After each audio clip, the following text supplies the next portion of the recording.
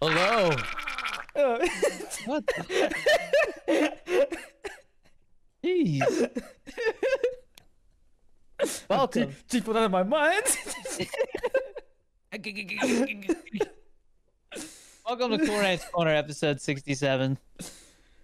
What's going on? Quickly approaching episode 69. Oh man, I forgot We we're have we're fun doing on. that. Holy crap, Yeah. it's gonna be good. Anyways, you got any updates this week? How's life? Well, I'm still very, very tired of this Squid Game event for Black Ops 6. It's like the biggest thing that I have to say about this week, dude. Yeah. Dude, they fixed some of the complaints people had about the game. I know we're gonna talk about Black Ops 6 later, but it seems like they're trying, which is nice. But I'm waiting for I mean, season they 2, have bro. to. The game just went off a cliff all of a sudden, so in terms Yeah, of like numbers. I think people are just waiting for I that. have had no desire to play it, and if I do hop back on it, it'll be to play zombies. Well, I mainly just play it because they have the event there, and I need like 80,000 more XP in order to get the last tier of it. That's it. But Yeah. I've already hit the end of the battle pass. I don't know. I've been playing Fallout 4, and that's it.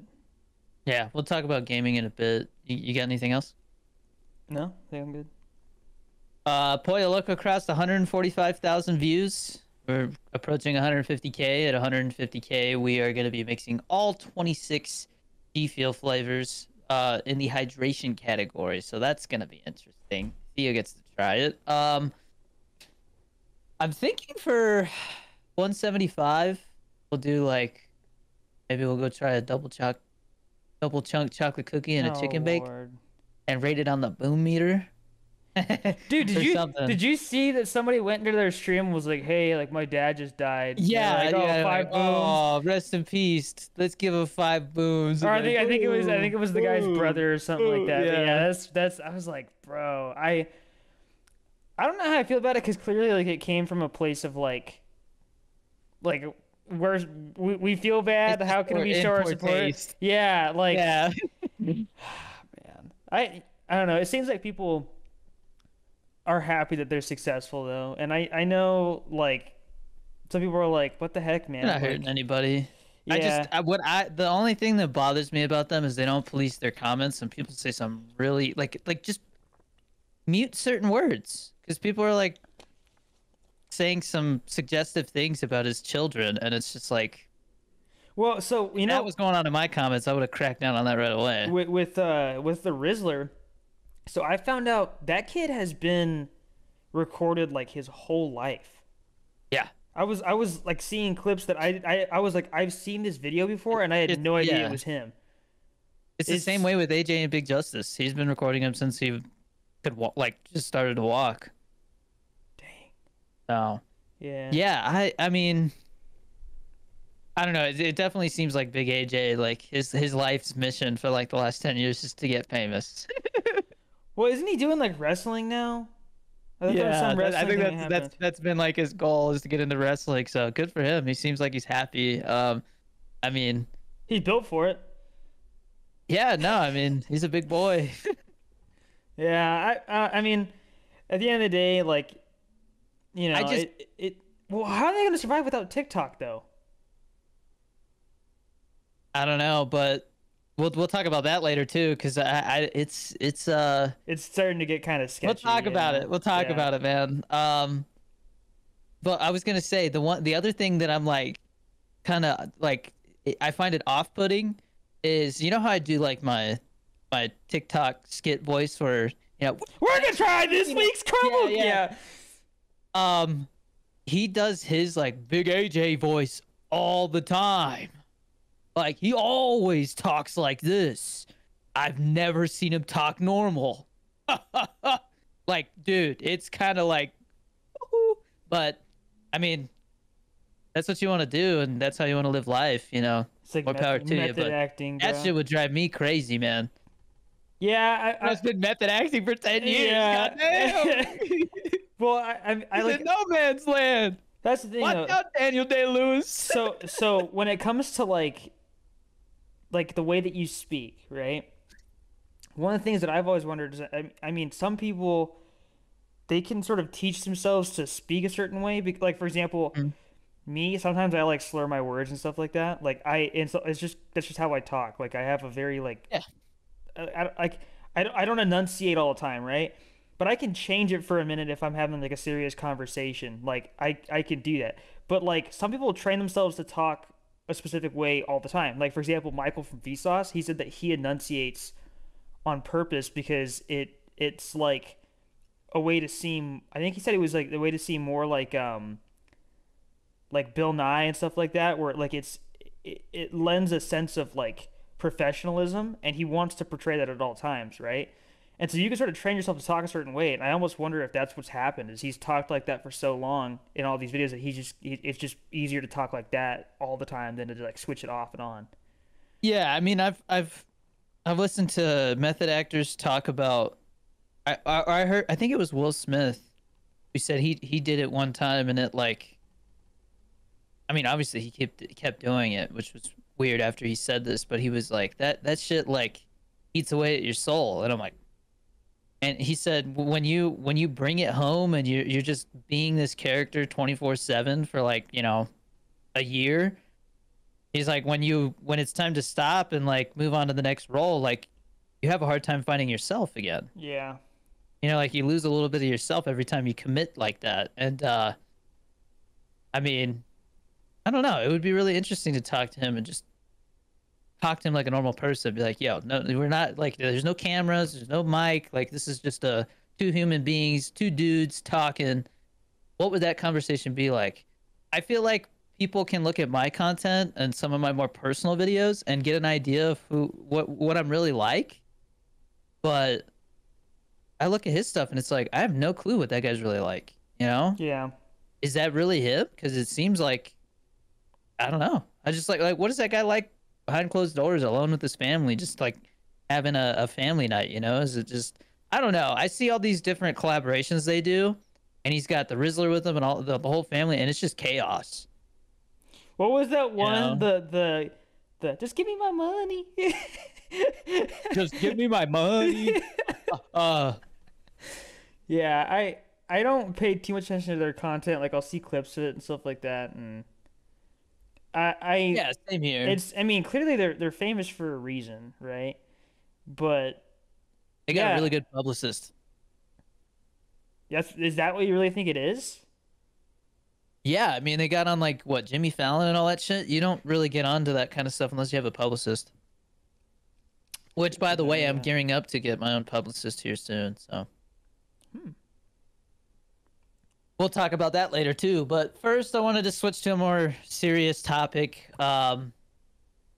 You guys all like know that I go to LA a lot. I've got a lot of friends there. A good one of my best friends, Ben Escobar, co-director of Pollo Loco, co-producer now on Always Ready. Um, he lives in LA and he was affected by the fires. He, as far as I know, the house that he rents is okay, but he was in the evacuation zone. And so I think he's in like San Francisco. You know, until this kind of blows over, which that's not a good use of words because it's been windy out there like crazy, the Santa Ana winds. I remember when I was stationed in San Francisco and we would do deployments to LA, and like, you know, a couple times, or that time of year where it would just be like crazy, like, you know, 60-70 mile per hour wind gusts, and this time it got up to like 100 mile per hour wind gusts. Jesus. Yeah, it's like, you know, a once in a century like event we're having here. I just looked it up right now. The Palisades fire, which is like I believe the biggest one, Is it 22,000 acres burned. Palisade? What is it? Palisades fire. Okay. So there's 6 active fires right now in LA as of 8 a.m. this morning. The Palisades fire is only 11% contained, and it's 22,000 acres burned, and it's killed at least 5 people. They said it's burned more than 5,300 structures since Tuesday. They got the Eaton fire, which is near Pasadena. That's killed at least 6 people and burned 14,117 acres with more than 7,000 structures damaged or destroyed. That's only 15% contained. The Kenneth fire, that one is 80% contained. That's burned 1,052 acres. Then there's the Lydia fire, which they cracked down on real quick. I think they thought that one was started by arson, and that only burned 395 acres, which I don't know if you could like. I'm trying to think of a good way to put an acre into perspective. Like most like houses with a nice big backyard and stuff are on like half an acre, right? Like a nice suburban house with a nice backyard, talking half an acre. So it's 395 acres is still huge, man. But that one is 100% contained. I think it's still burning, but like they've stopped it from, like as of 8 a.m. they had stopped it from like continuing to burn, like anything else. So that's great. There's the Hearst fire that's 76% contained. That's in the north near San Fernando. That's already burned 799 acres. But like I said, that one's like pretty contained. Then there's the Archer fire, which I believe is the newest one.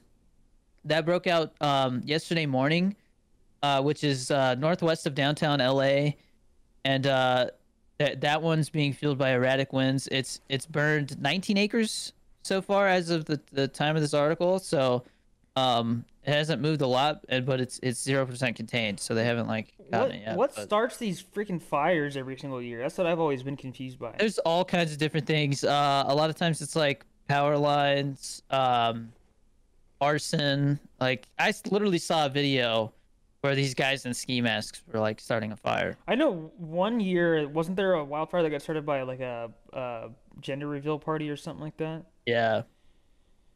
But they said that there is at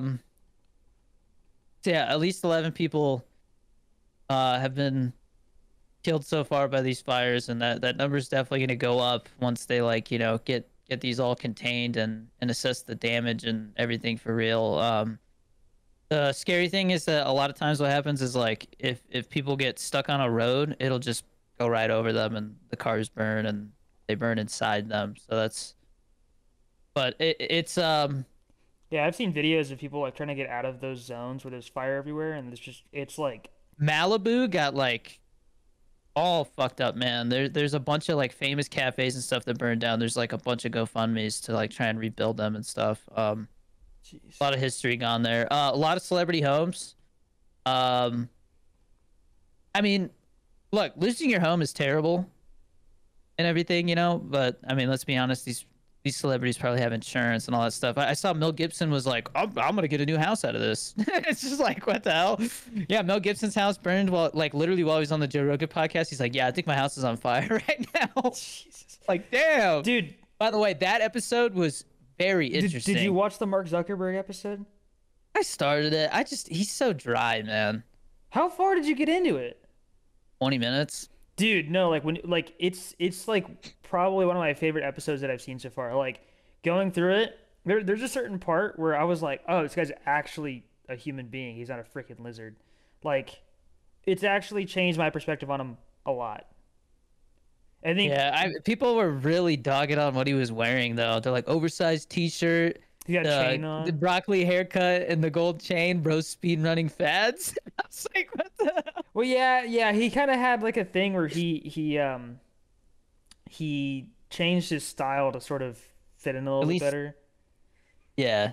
I just pulled up another article because they're having like a press conference right now. It says at least 11 people killed, at least 13 people missing. 39,000 acres have been destroyed, and more than 12,000 structures. Evacuation orders for the Palestinian. Were they saying that like half the fire department like is gone, like as far as like compared to like the average amount, like there's like no firefighters anymore? Oh, I heard something about that where it's like the size of fire departments in LA are just like falling. Yeah, I don't. Dude, the crazy thing is like now that everybody has a phone and like can live stream, like some of the stuff I've seen come out of here is crazy. Did you see that video? The guy was like totally playing dumb, and the newscaster's like Like, Oh, I know. yeah, and the guy's like, what does he say? He's like, what's going on? And she's like, there's a fire, and he's like, oh, who started it? And she's like, I don't know. That's what we're trying to figure out. He's like, I bet you it was the gay people. Yeah, And you say it's the gay people in LA. yeah, I'm like, bro. And they're like, okay. They're like, that is uncalled for. That is not acceptable. Because here's what I'm wondering. Where did that come from, bro?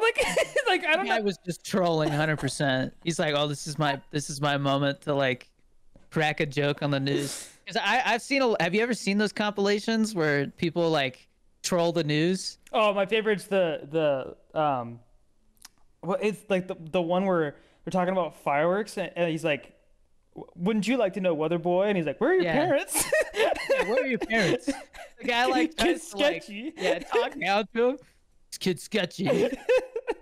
Wouldn't you like to know, weather boy? My favorite. Have you seen the one where it's like the couple like jogging and they get stopped and they're like, you're jogging in this? And she's like, oh, it's great. We love it. Everybody else is scared, but we're having a nice little run here. And it's like freezing ass cold. And she's like, watch out for that black ice. And she's like, oh, we're fine. And then she like and slips. they run down the street and she slips and busts her ass so bad. And then she gets up because it's like, I got to get off camera. This is, yeah. And she just, like, you could tell she's like hurting, man. Have you seen that video where the guy dressed as Santa Claus, he like jumps off a roof, and I can't remember if he lands on one of those like plastic chairs or if he's like jumps with the plastic chair, but when it breaks, he like breaks his tailbone, and it's just like, I think I have seen that one. So, dude. So my favorite like newscast, like I guess gaff is it's that one lady where she's stomping on grapes because they're like doing a thing where they're making wine or something like that, and she's like trying to go extra fast to like win the race, and she ends up like stepping on the ledge of the box and trips and falls off of like a platform, and she's like, the wind knocked out of her or something. That's the worst feeling, man. Dude, that was like an old Equals 3 clip. Like that video is old. But yeah, that must have sucked, man. Especially live, like ooh. Yeah, I saw another one, another compilation that was like, whenever they're talking about like suspects and like they're searching for a criminal, and like the sketches that come up, like one of them looked just like the news anchor. Yeah. And there was another one that looked like it was like somebody's like some little kid's like sketch drawing, like it was just like. Or like little freckles, you don't know what I'm talking about? Yeah, well, because I think is that the one where like they showed the guy's face and they're like, "Wow, it was actually like kind of accurate." They were like surprised at it. And they're just like, "What are they gonna kindergartner to come in and do this police sketch? What the hell?" And the face that it's just like. Oh man. Anyways, the fires are awful, man. It is really sad. I got a lot of friends and colleagues that are affected by it. I might be going to LA next month. I'm traveling a lot next month. I might be going to LA, going to New York. I can't say why I'm going to New York yet. And then I'm going to Florida for my old roommate from San Francisco's wedding. I'm dressing up as I don't know. You remember that I did a video where my buddy Nick, he like retired. Mm-hmm. Him and I are dressing up as Harry and Lloyd from Dumb and Dumber with like the orange and blue suits. I got my orange suit. Dude, you can't triple stamp a double stamp, Lloyd. Well, I like how they go to, because they're pissed off at each other, right? Because they're fighting over the girl when they show up. Like they're just like not talking about it, but they obviously are pissed at each other. And he like walks through the door, and then Harry just like whacks him in the back of the legs of this cane, and he's like, oh. God, I need to watch those, man. I've only seen clips. The first one's really good. The sequel that they came out with way later is kind of weird because they're too old. It just doesn't it Feels weird. How was that? There was that Bill and Ted that came out recently. How was I haven't that? seen any of those. Not even the first one? Dude, I have No, I that. I know I have need to. that. There's It's that. like a I have a shirt that has. It says like. Oh God, what does it say? excellent. It no, it's strange things are afoot at the Circle K is what they said in the movie. Yeah, Yeah, I and definitely got to watch it. yeah, Like, like, it's kind of stupid, but like I don't know. It to me, it's like one of those movies that's just you oh have. man, this is Theo's shaker cup, not mine. Oops. Wait, what's you? You just wash it whenever. Why does it have to be just his? He got this like 2 years ago, so he was like 5, and I don't know if you can see, but Did he bite the crap out of it or what? What? I can't see. oh, wrong way, wrong way. It's backwards on my screen. I'm sorry. Focus. He like chewed on it. Jesus. Um. Anyways, Anyways, yeah, like very iconic movie. I would say go and watch. There's definitely more than just those two. There has to be other ones, but I think there's 3 of them. yeah. But They came out with a new one. yeah, the new one I have to see because I want to know if it was actually good or not. I feel like it probably wasn't. There wasn't a lot of buzz about it, but It's like time travel, right? That's what it's about. The first one, at least. yeah. I think they. I barely remember the plot because it was like a few years ago when I watched it, like probably like 2019 or something. But Yeah. I I think they go back and like they get a bunch of historical figures and then they bring them back to the present. And I think they have to do like a presentation on history or something like that. And it was just a way for them to learn history. But yeah, I don't know. It's just to me it's very like Magic School Bus without the filter. That's kind of what it Mhm. reminds me of, but I would say that's probably a good thing to watch. I gotta see if I can watch the newer ones or the new was it just new. There was just one new one, right? Not multiple. Yeah, just one. Okay, so the newer one then. But yeah, go and watch that first one. That's not my recommendation for the week though. Gotcha.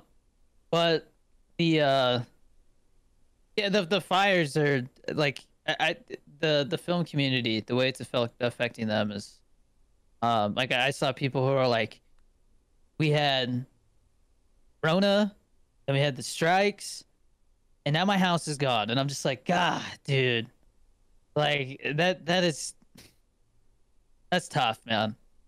It's rough. Yeah. I feel so much for the people over there, and the really sad thing is I've seen so many pictures of people like holding their dogs that died from like smoke inhalation. It's awful, man. Jesus. Really sad. No, the only thing that I've really seen as far as like the damage is there's that stupid video of the McDonald's that's on fire and the winds are blowing like super fast. It looks like it's out of a movie. They're literally like it's like Transit from Black Ops 2. It's insane. Yeah. It looks like there's just lava everywhere. It's so hot. It's crazy how much smoke there Did is, you see dude. Biden?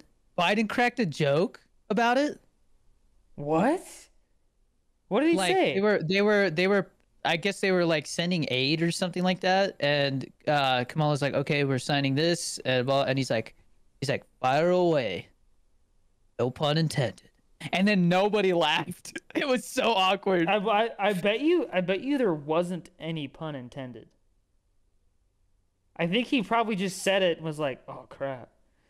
Like No, he thought it was funny. You could tell. Was he smirking when he said it? Yeah, he was like, Oh Jesus! Well, and it's dude, just like, it'll never be as bad as him calling Zelensky President Putin. That is so. dude, I just Well, so did you see that the funeral service for Jimmy Carter? I believe is where it was. yeah, Trump and Obama were like laughing and shit. Yeah, and then you They look Kamala, like best friends. or I guess is it Kamala? Kamala? Yeah, Kamala. I don't know. She turns around, and she's like looking at him, and Obama like stopped talking. As soon as she turned back around, he starts talking again. That's crazy, man. It's like a freaking high school clique. Dude, Jesus. it's so funny, man. But dude, what a crazy dude. It's not even the middle of the month yet. Yeah. Yeah.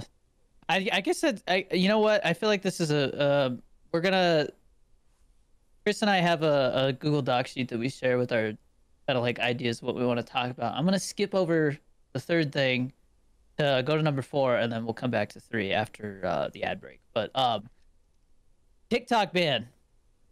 I don't know, man. Right now it's 50-50. Yeah. I really think there's like a 50% chance they just ban that shit. They're talking about a service-wide ban, which means like internet providers could be, and I guess cellular providers could be fined for allowing servers to access it. So they're saying like it would actually go dark. There's not like, oh, it's just in the app store, or it's just not in the app store anymore, but I still got it on my phone. Haha. No, it's like, no, they're gonna make sure you can't access it. Like unless you use a VPN. Yeah. Well, the thing that I was seeing was that they like I think it said that TikTok is like preparing for the ban to go into effect. Well, the reason they're saying that is because they did an evaluation and they valued TikTok as being worth $300 billion. And so nobody's going to offer that kind of money quick enough. You know what I mean? Like, yeah, even not like, even half. Elon can't even. Well, Elon could afford it. Elon's the only one, but and still he's not going like, to do it. Yeah. Yeah, but I mean, I think the Shark Tank guy offered 20 billion. Yeah, I did hear that. Which I doubt he's actually going to get anything out of that. He's really trying, but I don't know. If you want my input, what I think, I saw a lawyer talk about this in depth, and I think I agree with him. He said that the service-wide ban stuff could be considered an infringement on free speech. So that there's a chance that won't be enforced until after an actual decision is made. So what he thinks is going to happen is we're going to have a couple of days of like hell where January 19th, boom, it's banned. It comes off the App Store, and then it takes Trump, until the 20th, 21st, or 22nd to reverse it while they give it a 90-day extension until April and try to get it sold or pass a law that does something. Because I get it. I listened to the argument. I heard them talking about it. They were like, this is not a free speech issue we get it. You're saying free speech is being infringed upon, but we're saying it's a national security risk. Like if this was the Cold War and it was Russia's app, we would have banned that shit in a heartbeat. And so they're saying like, you got to think about it. Like the People's Republic of China is in control of this. That's a national security threat. And I'm like, okay, that I get you. But you're worried about them collecting our data and using it against us. What about Temu and all these other fucking Chinese-owned apps and stuff? Yeah, that have our data? or even like on top of that, what about like Chinese hardware? Like my freaking Roomba is Chinese. It's not Roomba, but like it's like a bootleg Roomba that we got when I was just visiting mom and dad. Yeah, I get the argument, but the evidence to support it does not make sense. Like it feels like they're being singled out. It's been really interesting to see creators. Like I saw Joe Bartolozzi. He was like, "Look, dude, I hate TikTok." He's like, I used to post 4 times a day, and I post 2 to 3 times a week now. He's like, I don't make any money from it, so it doesn't really affect me. Like YouTube and Twitch are way harder to grow on, this and that. Like he's like a legitimate streamer. They get 2,000 viewers. And so I was like, okay, I understand what you're saying, but you wouldn't be where you are if it wasn't for TikTok. Yeah. You know what I mean? Like, no offense, Joe, but like nobody would know who you were if it wasn't for TikTok. That's the reality of it. So like to just say, I mean, he was respectful about it, and he said that he doesn't want it to get banned, but he thinks there's a good chance it will. But my thing is there are so many people who started their businesses on TikTok, and if TikTok goes away, they're going to lose their business. And when a bunch of people lose their business at once, there will be an effect on the economy. It might not be a huge like crash, but it will affect the numbers because we're talking about people not spending money and people not being able to run their business, and Yeah. businesses feel the economy. Well, like I was saying earlier, like with AJ and Big Justice, right? Like they got popular from TikTok, Yeah, I right? don't know how big they are on YouTube. Let me see. So it's to me, it's like there's people who are still becoming famous every day off of that app. Whether it's for a good reason or not is a different They have discussion, but 220,000 subscribers on YouTube. which is So nothing compared to like, for example, like yeah, you, right? their long form videos. It seems like their music videos do really well, but their normal videos less than. I mean, they average like 5 to 10K. Their shorts don't do well. Yeah, I didn't realize that, dude. So Dude, they have like half the followers you do on TikTok. yeah, but I mean they're memeified. So yeah, I mean that would definitely hurt them. I'm curious to hear what they have to say about it. I think I'll make a video probably on Monday where it's just like a serious video, like hey, Yeah. like like tell my story. Tell people like hey, if you go to my profile, you can see what other platforms I'm on. I spent the last month downloading all my videos in the highest quality I could, so nothing that I could download is lost. Like, I'm gonna continue to post, and I mean, people are like, well, something's gonna replace it, and I'm like, well, when Vine died, it took about 3 or 4 years for Musically to start gaining traction. So I don't think something's gonna replace it overnight, but Well, I do think something would take its spot. But where's everybody gonna go during that transition? Probably YouTube Shorts and Instagram Reels. So, which Instagram Reels, because I both although got to go somewhere. so as you know, because okay, random side tangent. So I use Instagram Reels now because everyone knows how I feel about TikTok. I don't like TikTok. Um, I was sending you links to Instagram instead of DMing you I on was there. like, bro, just DM me. And Jesus. I was like, oh, I forgot that I can do that. Yeah. Yeah. 'Cause I would click on them and it literally would just open Instagram Reels, but not go to the video you sent me. So I'm like, what the hell? And it would take It's me like 3 or 4 tries to get it to open. Right. that's weird. I didn't know that it was doing. Instagram is easily the most frustrating platform to use as a creator. I like it's like, oh cool, you can schedule reels. I haven't been able to get it to work scheduling reels for like the last 2 months. Like it just, oh, failed, connection issue, try again. And it's like, what are you talking about? It makes no sense. See, no, the Um, problem is you have to use Facebook Reels. That's what the problem is. Well, that people were saying that Mark Zuckerberg is like, oh, that would you look at that? TikTok's going away, and now he's like trying to gain everybody's faith. And I honestly don't care, like but I did think it was interesting that people are like, I don't like this. This feels like he's a wolf in sheep's clothing here, like trying to say he's for the people and stuff. But who like out of all the platforms that exist, if TikTok goes away, which one do you think wins the most? I think it's Instagram. I think you're right, mainly because YouTube is already big and people stopped Yeah, using Instagram and Facebook and Threads a I long I time think ago. I think more people. I mean, I almost slipped up and said something I can't say yet. I talked to people, right, who are like decent sized creators on TikTok, and they're like, yeah, I make content that I post everywhere, but I mainly use YouTube Shorts. And I'm like, I think there's a lot of cross pollination already, but a lot of people don't watch Instagram Reels that watch TikTok, and so I think that's the platform that's going to see the Yeah. biggest bump. Well, But the shitty thing is Instagram does not pay creators. yeah. They're the only platform that does it. Excuse me, that does not pay.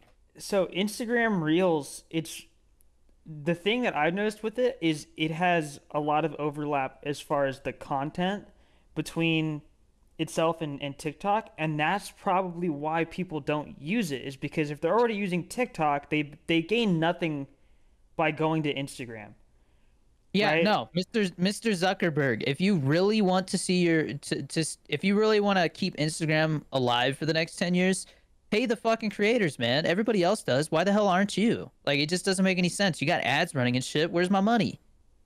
Well, they did it for a bit, and then they stopped. They stopped when TikTok looked like it was going to get banned in 2022. Like when it went to court, or sorry, 2023. Like when they were right as they were going to court, and they were like, "Yeah, we're gonna ban this in 9 months if it doesn't get sold."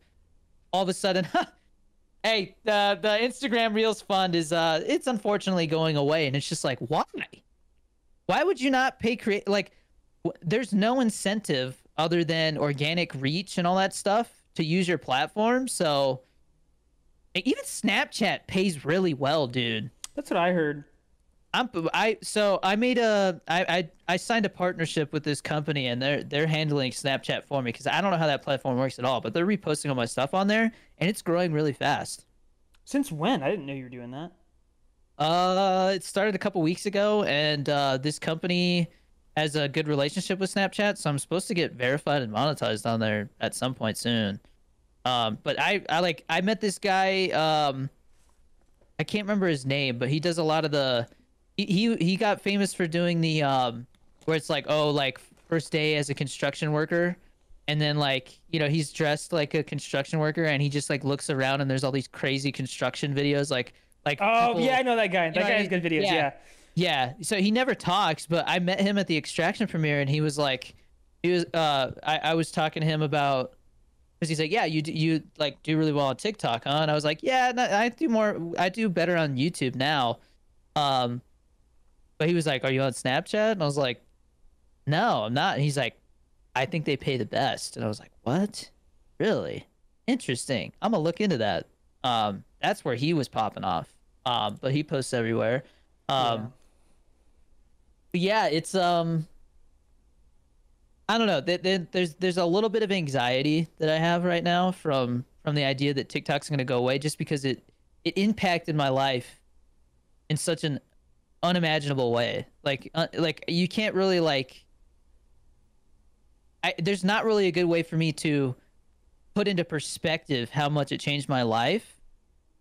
But I have taken. I've done pretty much everything I can to make sure that if it goes away, it won't affect us in terms of like being full-time content creators and stuff.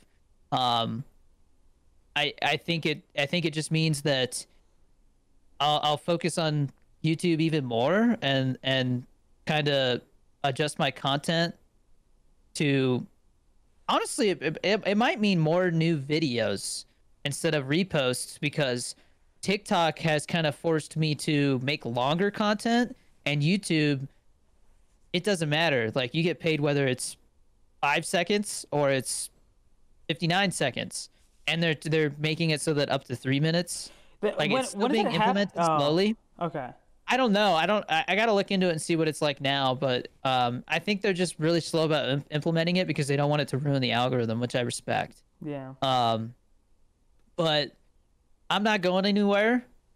I've made a strong effort to prioritize being a filmmaker, and Always Ready is, dude, this last week I made so much progress on the film. It's honestly like kind of, it still hasn't fully hit me. As someone who was there for the conversation about progress this past week, he has made a pretty significant jump forward, which is awesome. All I can say is that I've been trying to secure a decently notable name to play the co-lead opposite of me, and it's not officially made a contract, but I have a letter of intent that I've drafted up and just waiting to have signed. You know, they got to go through the representation and stuff, but it's definitely going to generate some buzz, and I can't wait to share it.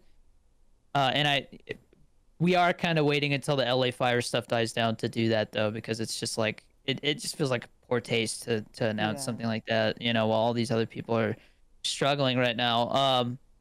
But I know that people are gonna get fired up. I definitely think it's gonna be really cool to see what people think about this choice. Poor choice of words, man. God damn it. not fired up. I'm so sorry. That was me not thinking. Okay, but people are really gonna be damn. Now I'm trying to figure out a better thing to say. God damn it. Hyped up, man. Like Hyped up. People are gonna be hyped. Okay. I'm sorry. You know that was you. Let's just move on. I don't think I can make that sound any better. At least I didn't go. No pun intended.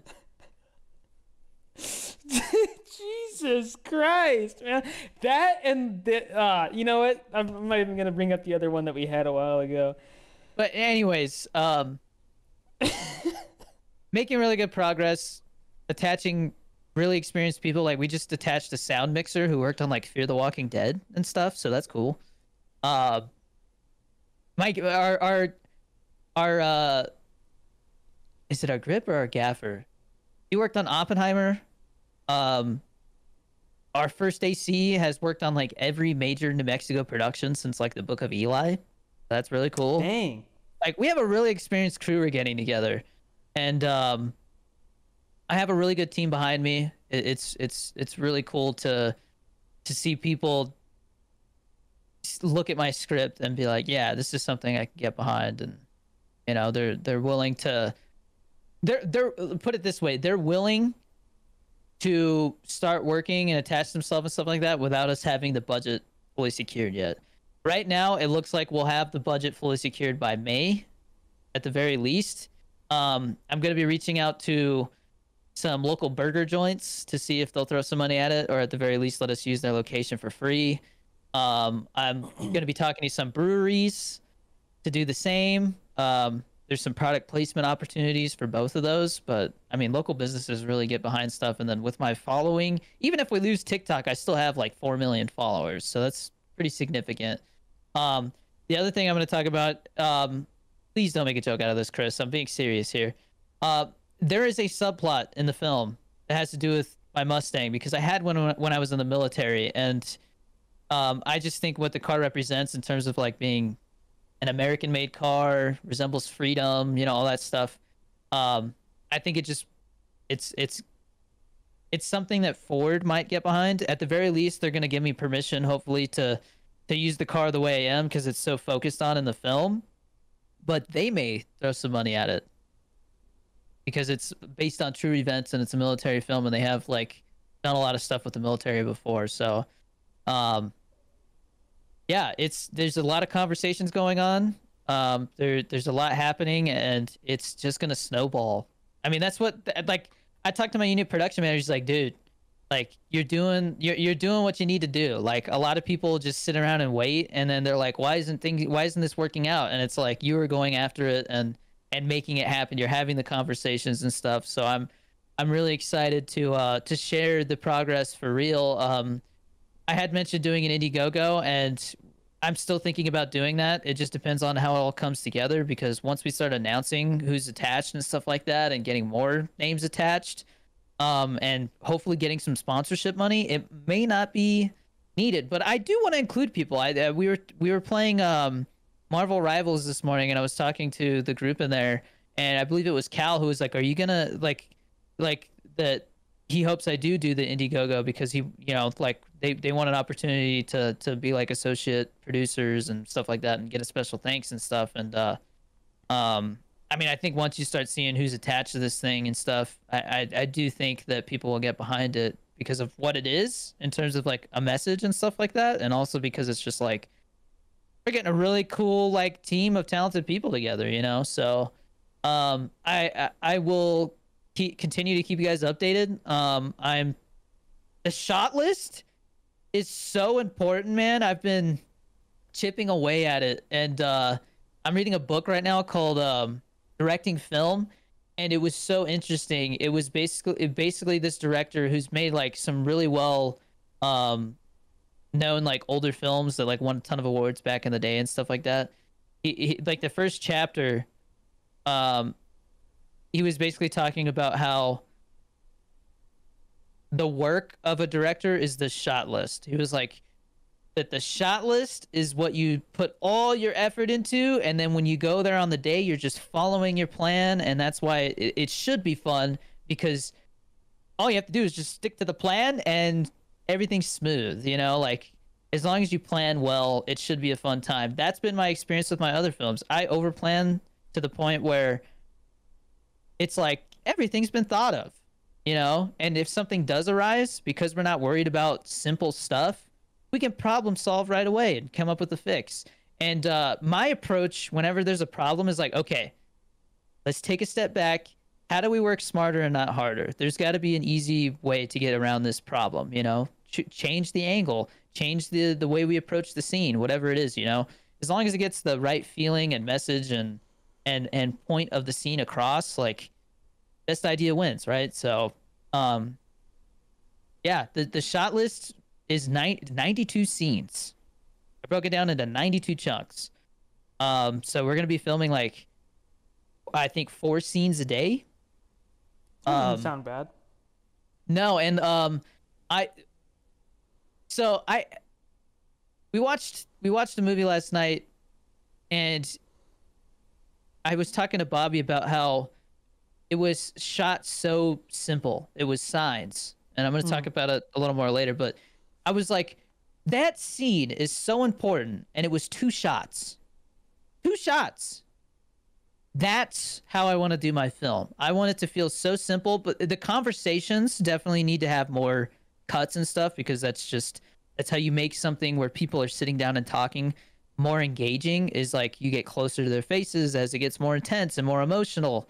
And then like when you choose to like cut to a wide shot, that makes you feel something during those moments and stuff, you know? And so that's where I am right now. I'm really thinking about how I want to execute it, how to make it simple, because on a budget, the simpler you can make it, the easier it's going to be to execute in the amount of time you have.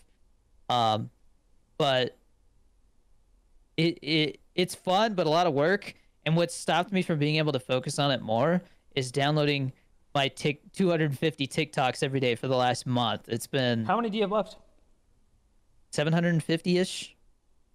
Oh, you only got a few more days? Yeah, actually, no. I think I'm 500. A little over 500. So I'll be done with it on Monday, because I take Sundays off. I need a day to just turn my brain off, or else I'll go crazy, man. You're like, I'm almost there.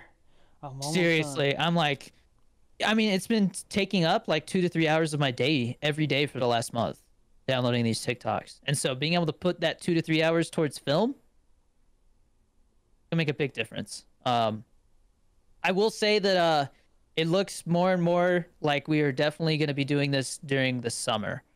We thought that we might be able to do it during spring break, but it's going to be here too quick, and I don't think we'll have all of the funding secured by then. Yeah. So there is a couple production companies that have talked about being involved, and they might throw some financing up. So it's just a lot up in the air right now.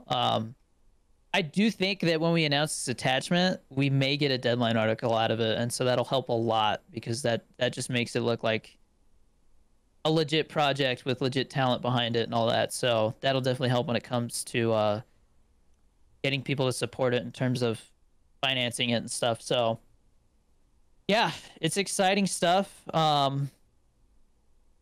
It's happening, man. It's gonna be here before we know it. Like I remember when we were in pre-production for Pollo Loco, we were in pre-production for like 3 months, and it just felt like as it got closer, it was just like more phone calls every day, more meetings, everything. And Just like snowballed. that's this on steroids. Yeah. And so it already feels like it's picking up momentum, and it's only the 2nd week of January. Like it's going to get busy, but I am so excited, man. I've been having a blast doing it. It's a lot of work, and I wouldn't recommend it to somebody who doesn't for sure know that that's their passion. Definitely, like the idea of just starting out and going, I'm going to make a feature film. I've never made anything. I'm going to go make a feature film. Terrible idea.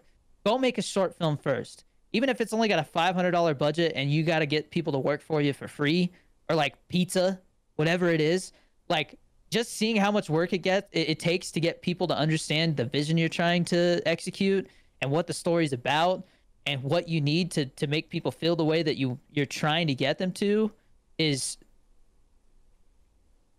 it takes a lot of communication skills, networking skills.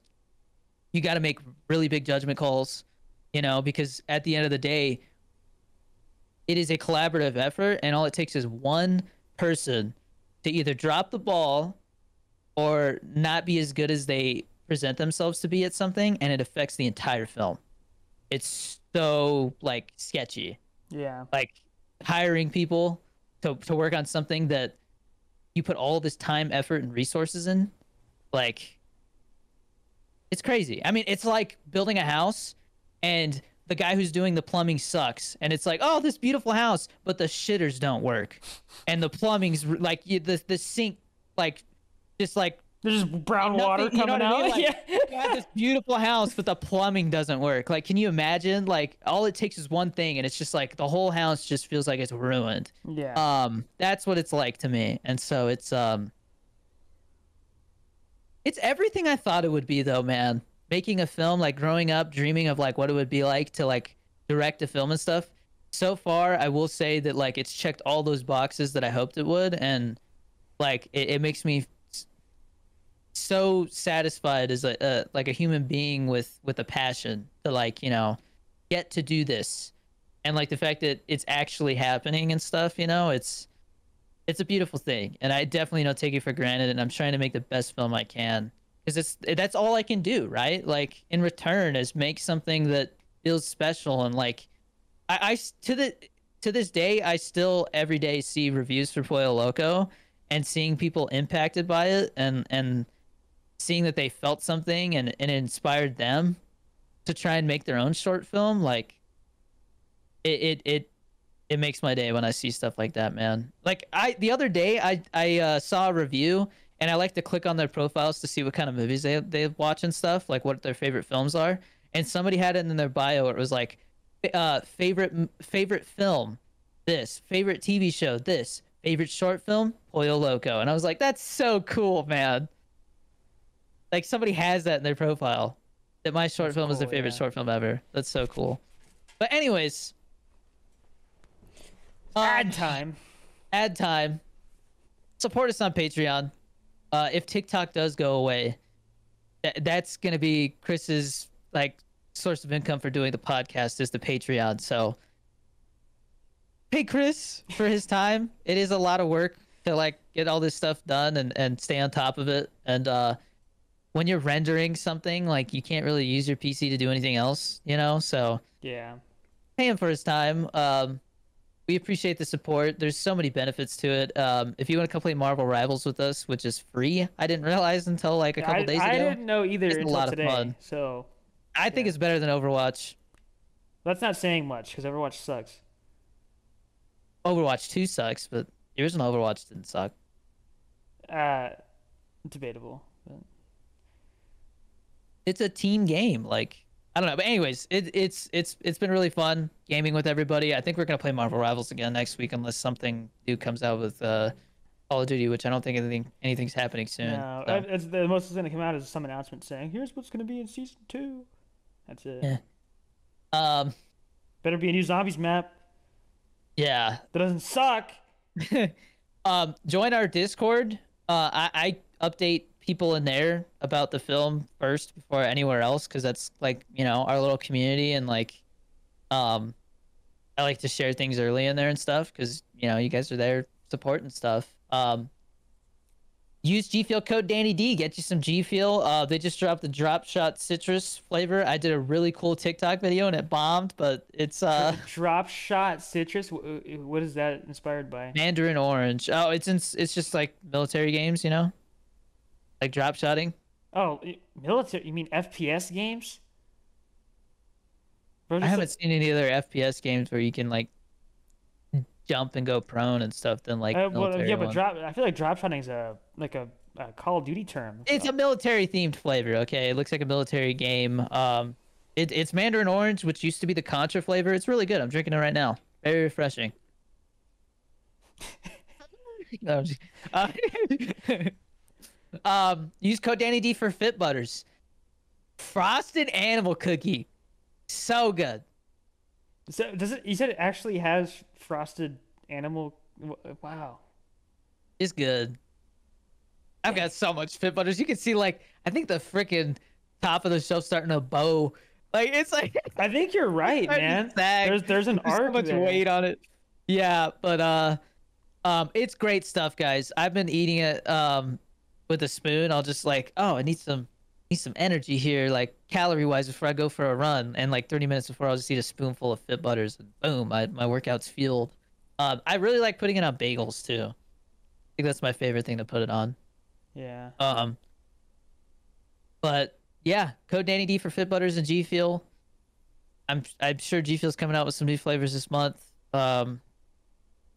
Fit Butters dropped a bunch, man. There's something for everybody It on seems there. like And it's great stuff. they're coming out with lots of stuff. Fit Butters, I mean, like And I know the CEO, and she is a wonderful human being. So yeah, nice. definitely support Fit Butters. It's great stuff. It's high quality. I don't think I've ever had a bad experience. The only thing was that apple pie. The caramel apple flavor.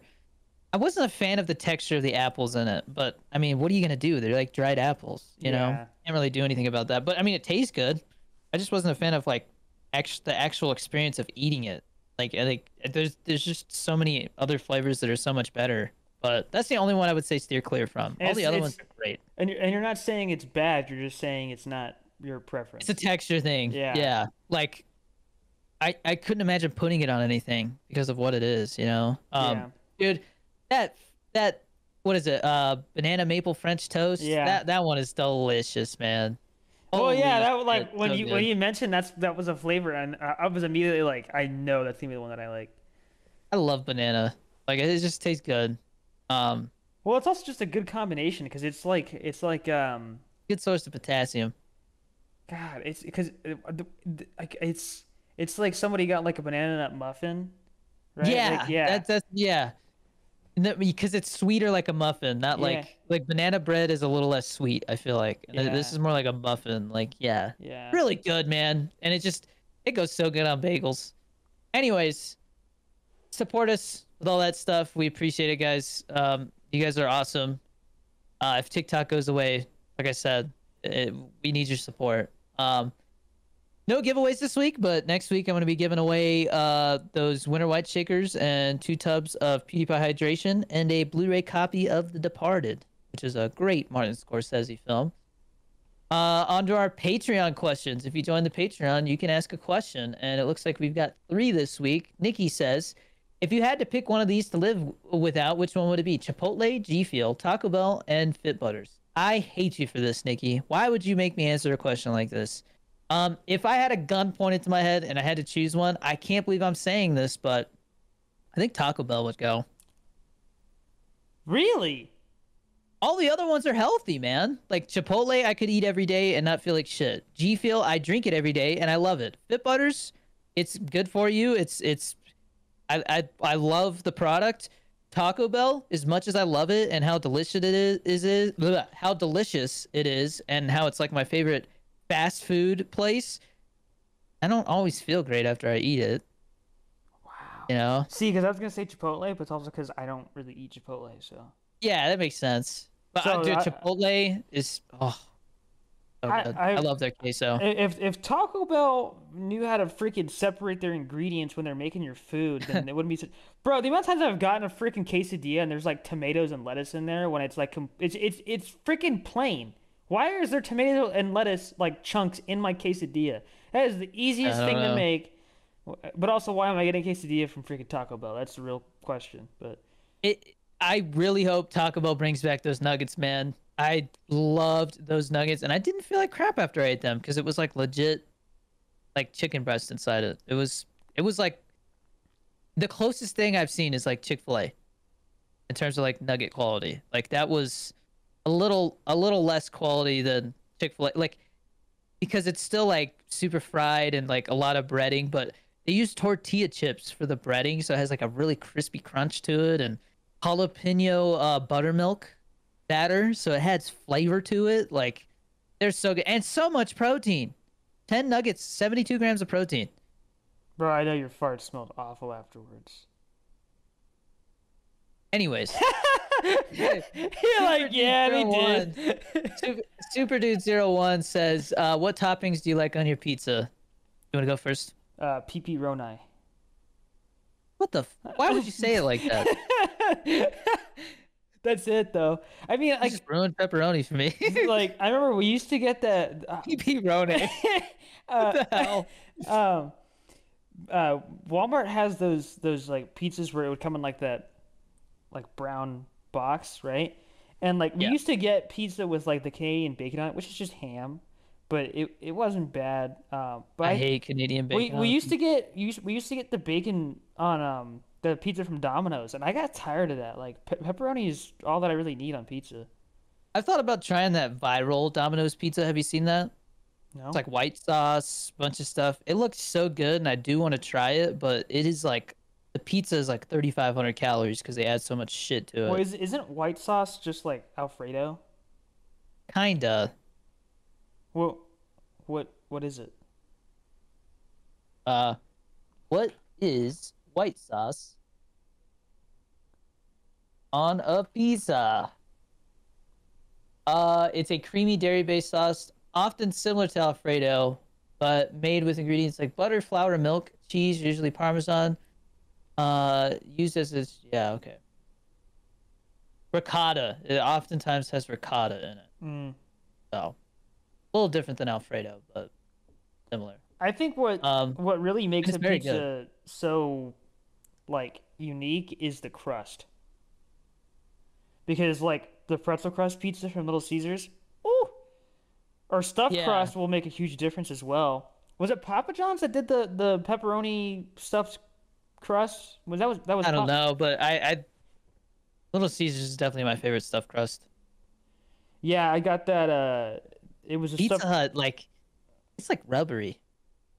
Dude, I haven't had Pizza Hut in so long. Why would you? Like, like Little Caesars is cheaper, and I think it's better. I just wish Domino's would bring back their breadsticks. I honestly like. I don't know if it was just San Francisco, but I had so many bad experiences with Domino's in San Francisco. I just fell out of love with them. Dude, that's such a shame because Domino. I told you like my infinite pizza strat where I would order pizza from Domino's, and there was a Domino's I was like a mile away, and like literally I could have just driven there and got it myself, right?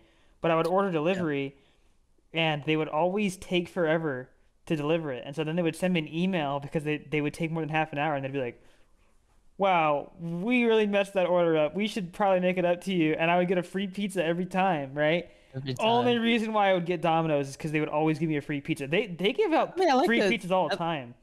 I do like the taste of their dough. Their seasoning's really good, but Yeah, but I really wish that first off, what a scam that if you buy thin crust, which is like literally a third of no, not even a third, like a fifth of the height of a normal freaking pizza, it costs the same. Are you kidding me? yeah, What is that about, man? the profit they're making on that is crazy. Yeah, dude. Oh, It's good though. I thanks do for like the thin crust pizza. dude. They're serving freaking cheese, pepperoni, and tomato sauce on construction paper, and they're charging you I twenty five remember dollars mom would for it. always get, we would always get a normal one, and then mom would get a thin crust, and I would always end up having at least one slice of it. 'Cause Whenever it's good. whenever I get Domino's, I get both, and I will get the marinara sauce, and I will dip the pizza in that. I do like their marinara. The marinara is very good. Yeah. Yeah, but I do crazy sauce is very good. I like their crazy sauce at Little Caesars. That's every time I get a stuffed crust pizza, I get my own thing of crazy sauce and dip that bitch. Yeah. But anyways, my toppings on a pizza, um, normally if I'm going all out, I get pepperoni, Italian sausage. Is it? I can't remember if it's because some places have more than one type of sausage. I like the little sausage crumble things. And then mushrooms. I really like mushrooms on a pizza. I've had Oh. mushrooms on pizza a couple times, and it was like kind of okay. It definitely depends on the place. I've had experiences where I'm like, they don't do their I mushrooms think right. we got it from like Ronnie's in Yuma. I forgot that place existed. Village Inn I crave sometimes. Dude, dude, I was so disappointed. So when I went and visited mom and dad for Thanksgiving, we got Village Inn, and so I'm not sure if you're aware of this, but I'm pretty sure they put onion on the pizza, like in small chunks. Okay, Bro, these guys like literally it was like giant chunks this time. Like I don't know if they Oh, got some new guy, but I would bite into the pizza and I would get sucked. you know how like onion kind of has the it's like you bite into it and you can tell it's an onion. Yeah, Yeah. I don't like. Was it like kind of fresh onion? Like it wasn't like like it didn't get cooked very much because I like caramelized onions. I like grilled or It caramelized onions. wasn't like crispy or anything. It was like literally it felt like God, it it it was like too thick. Like you could feel like a crunch and you're like what the you're like it's just, Yeah. it's almost like Um, lettuce. we found we found a New York style pizza place here downtown. Phenomenal. Next time mom and dad come here, we're gonna like go downtown to the zoo or whatever and pick up a couple of pizzas from there or something. 'Cause Yeah. it was it's like thin to the point where it's like you're meant to fold it. Like it's so good, man. Like See, really good sauce. I don't like floppy pizza. I like crispy pizza, which is why I like the It thin was crust from crispy. Domino's. But is it like a It was cracker crust? no, not that crispy, but See, I like it that it crispy. like when you fold it in half, it kind of breaks because it's that Okay.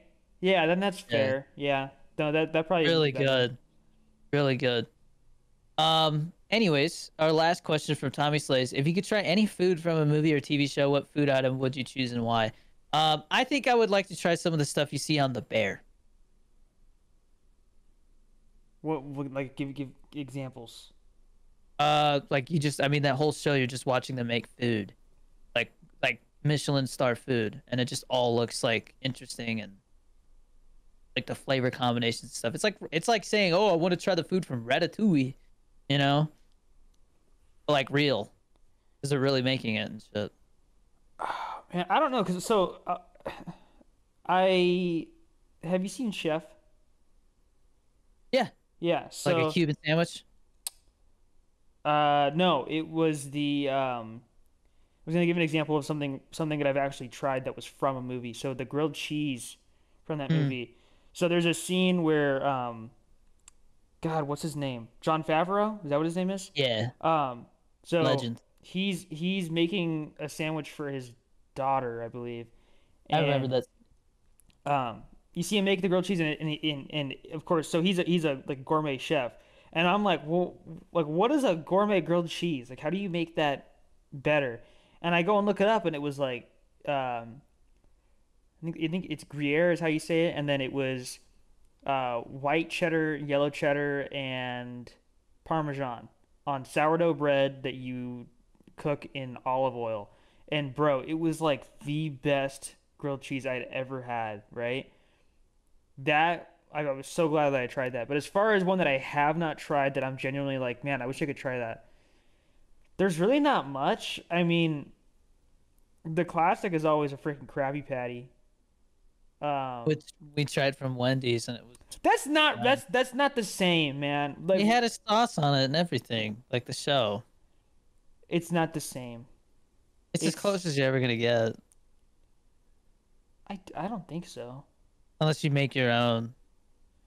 There was like the sandwich from Adventure Time.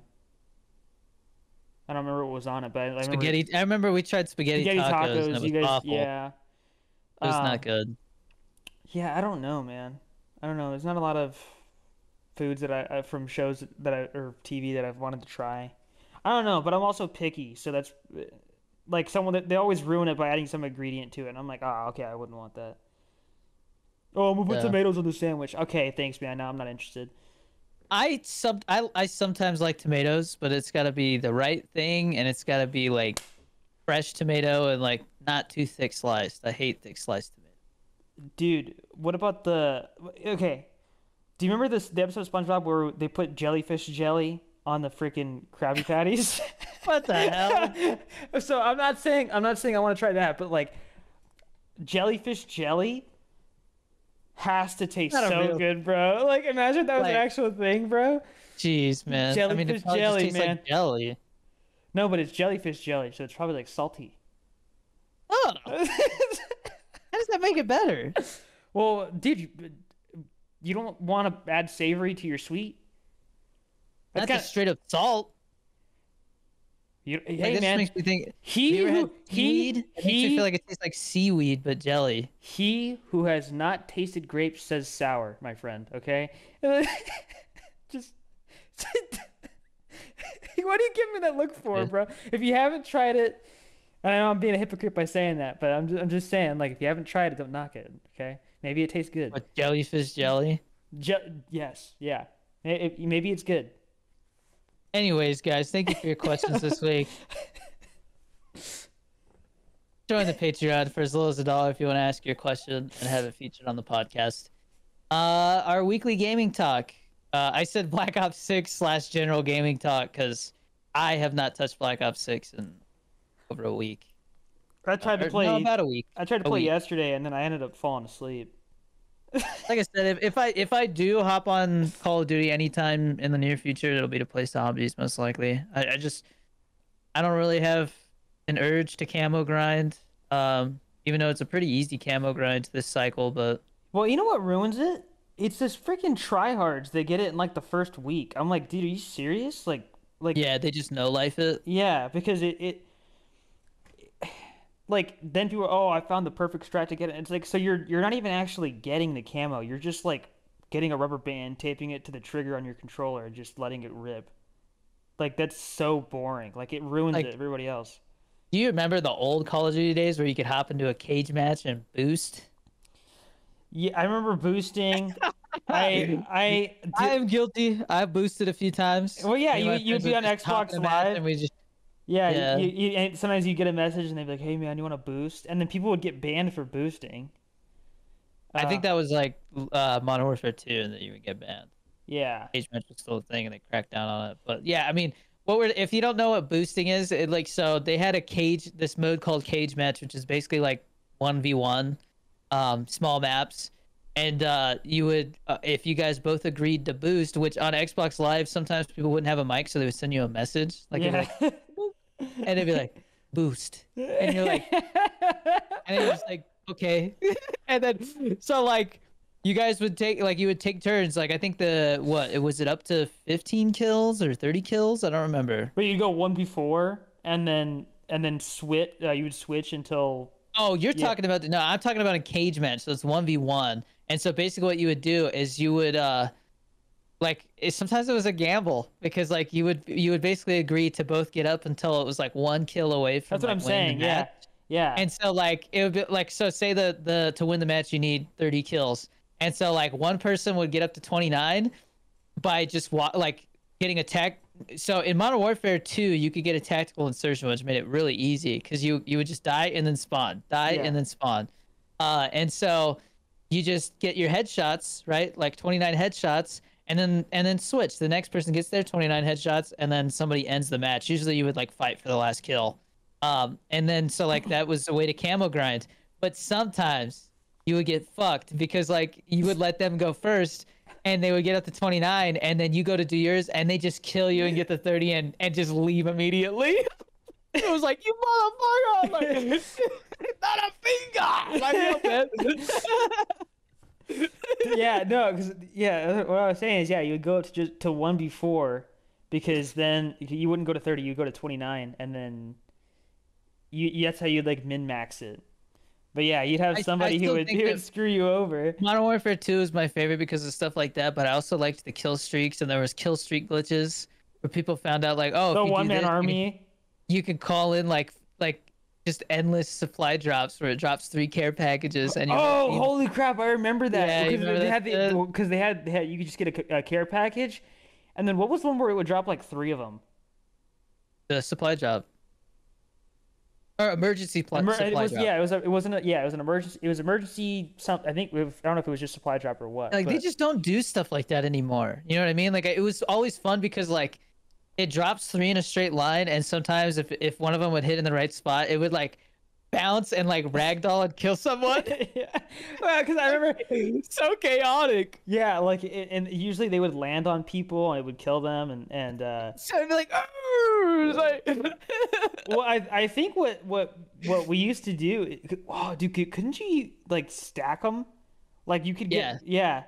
And oh man, I remember, one time I was in a match and some guy's like, "Oh hell no, this guy's AFK," and he drops a care packet like the smoke like right next to his feet, and the guy's just standing there, and like I like stop, and he's like, "Watch this shit," and then it just like drops the care package and kills the guy. And he's like, "Yeah, that's what you get, bitch," and like the guy like gets kicked for inactivity like immediately after that. But it was just like, dude. well, so Oh, I remember hell I no. saw a video recently. So do you remember the black hat hacker thing from Black Ops 2, where you would hold it and you could hack someone's care package and you would claim it Yeah. from a range? Well, some of them you could like booby trap it so that when they would come to claim it, it would explode. I think that was a perk, but the black hat hacker was like an actual piece of equipment. And so I saw this compilation where like people were hopping on a Black Ops 2 and they were just like using the black hat to hack care packages, and someone was like, "Oh my god, I got a chopper gunner," and then they would get hacked, and they'd be like, "No!" Yeah. They would lose their chopper gunner. I Like loved the way the kill streaks popped up in Modern Warfare 2 as well. It'd be yeah, like yeah. you're like Well, you see 130 above. I think another part was, so one, yeah, when they would scream that, right, it made you feel Dude, like yeah, like you would when, feel like when you're you in called in danger. a kill streak, yeah, Yeah. like the freaking like the like you would hear like the Middle Eastern guy just like I see 130 above. Yeah, Like, yeah. oh fuck. You're like, oh. Yeah, well, and that's the thing that's like really a shame about like one thing that Black Ops 6 really Tactical doesn't. nuke incoming. Boom, boom. Yeah, one thing that Black Ops 6 really doesn't do right is you have some lady she's all enemy chopper gunner inbound. It's like, bro, are you serious? Like, this is a big It doesn't deal. hype you. Yeah, Yeah, you're like, oh, I gotta get inside now. Womp womp. Like that's really what it feels like. Whereas like when someone's screaming in your ear, you're like, oh my god, I'm in a war zone right now. Like I'm gonna yeah, get murdered if I don't get inside. yeah. Right? Dude, And I then, mean, dude, the fact that like the care packages or not the care packages, the kill streaks, it wasn't just like, oh, you get a care package, then you get a UAV, and then a freaking no, it was like you had tiers of them. So because you had the one where it was just one care package, and then if you got like another 5 kills, there's one where you would get 3 of them. It was like you could just take the gamble of getting one care package hoping to get something good, or if you're good enough, you could get a much higher chance of getting something good, right? Or you can get 3 good kill streaks from the care packages, or you can help out your team. Like there was more to it than just, oh, I got this thing that makes it so I could kill more people for 30 seconds. Like yeah. that's not Well, exciting, man. I was gonna say, was it which game was it? Was it oh, it was Infinite Warfare.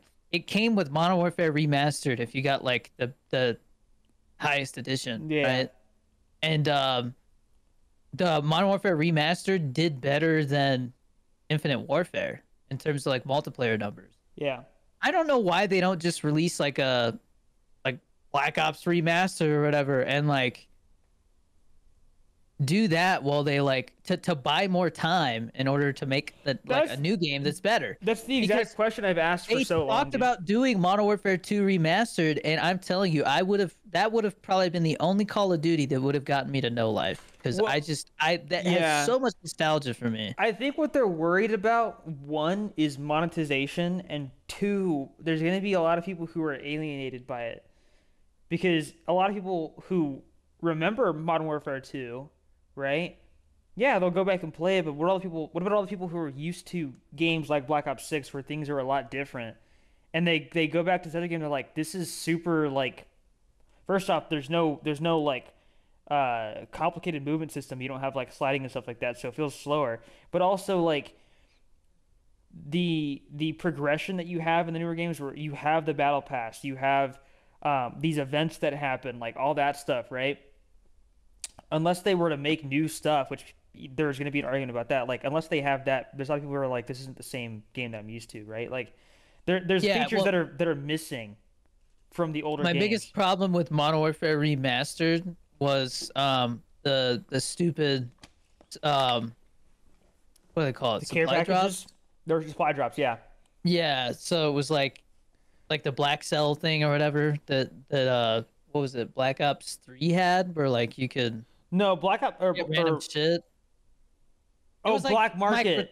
Yeah, Black market, yeah. yeah. Like the randomized loot gambling shit And that ruined it for d- me. And so so if they did it without that, I think it would be a hit. so Advanced Warfare was the one that started that. And Advanced Warfare did it really well in my opinion because it was all like It wasn't forced like the other ones, I feel like, well, as much.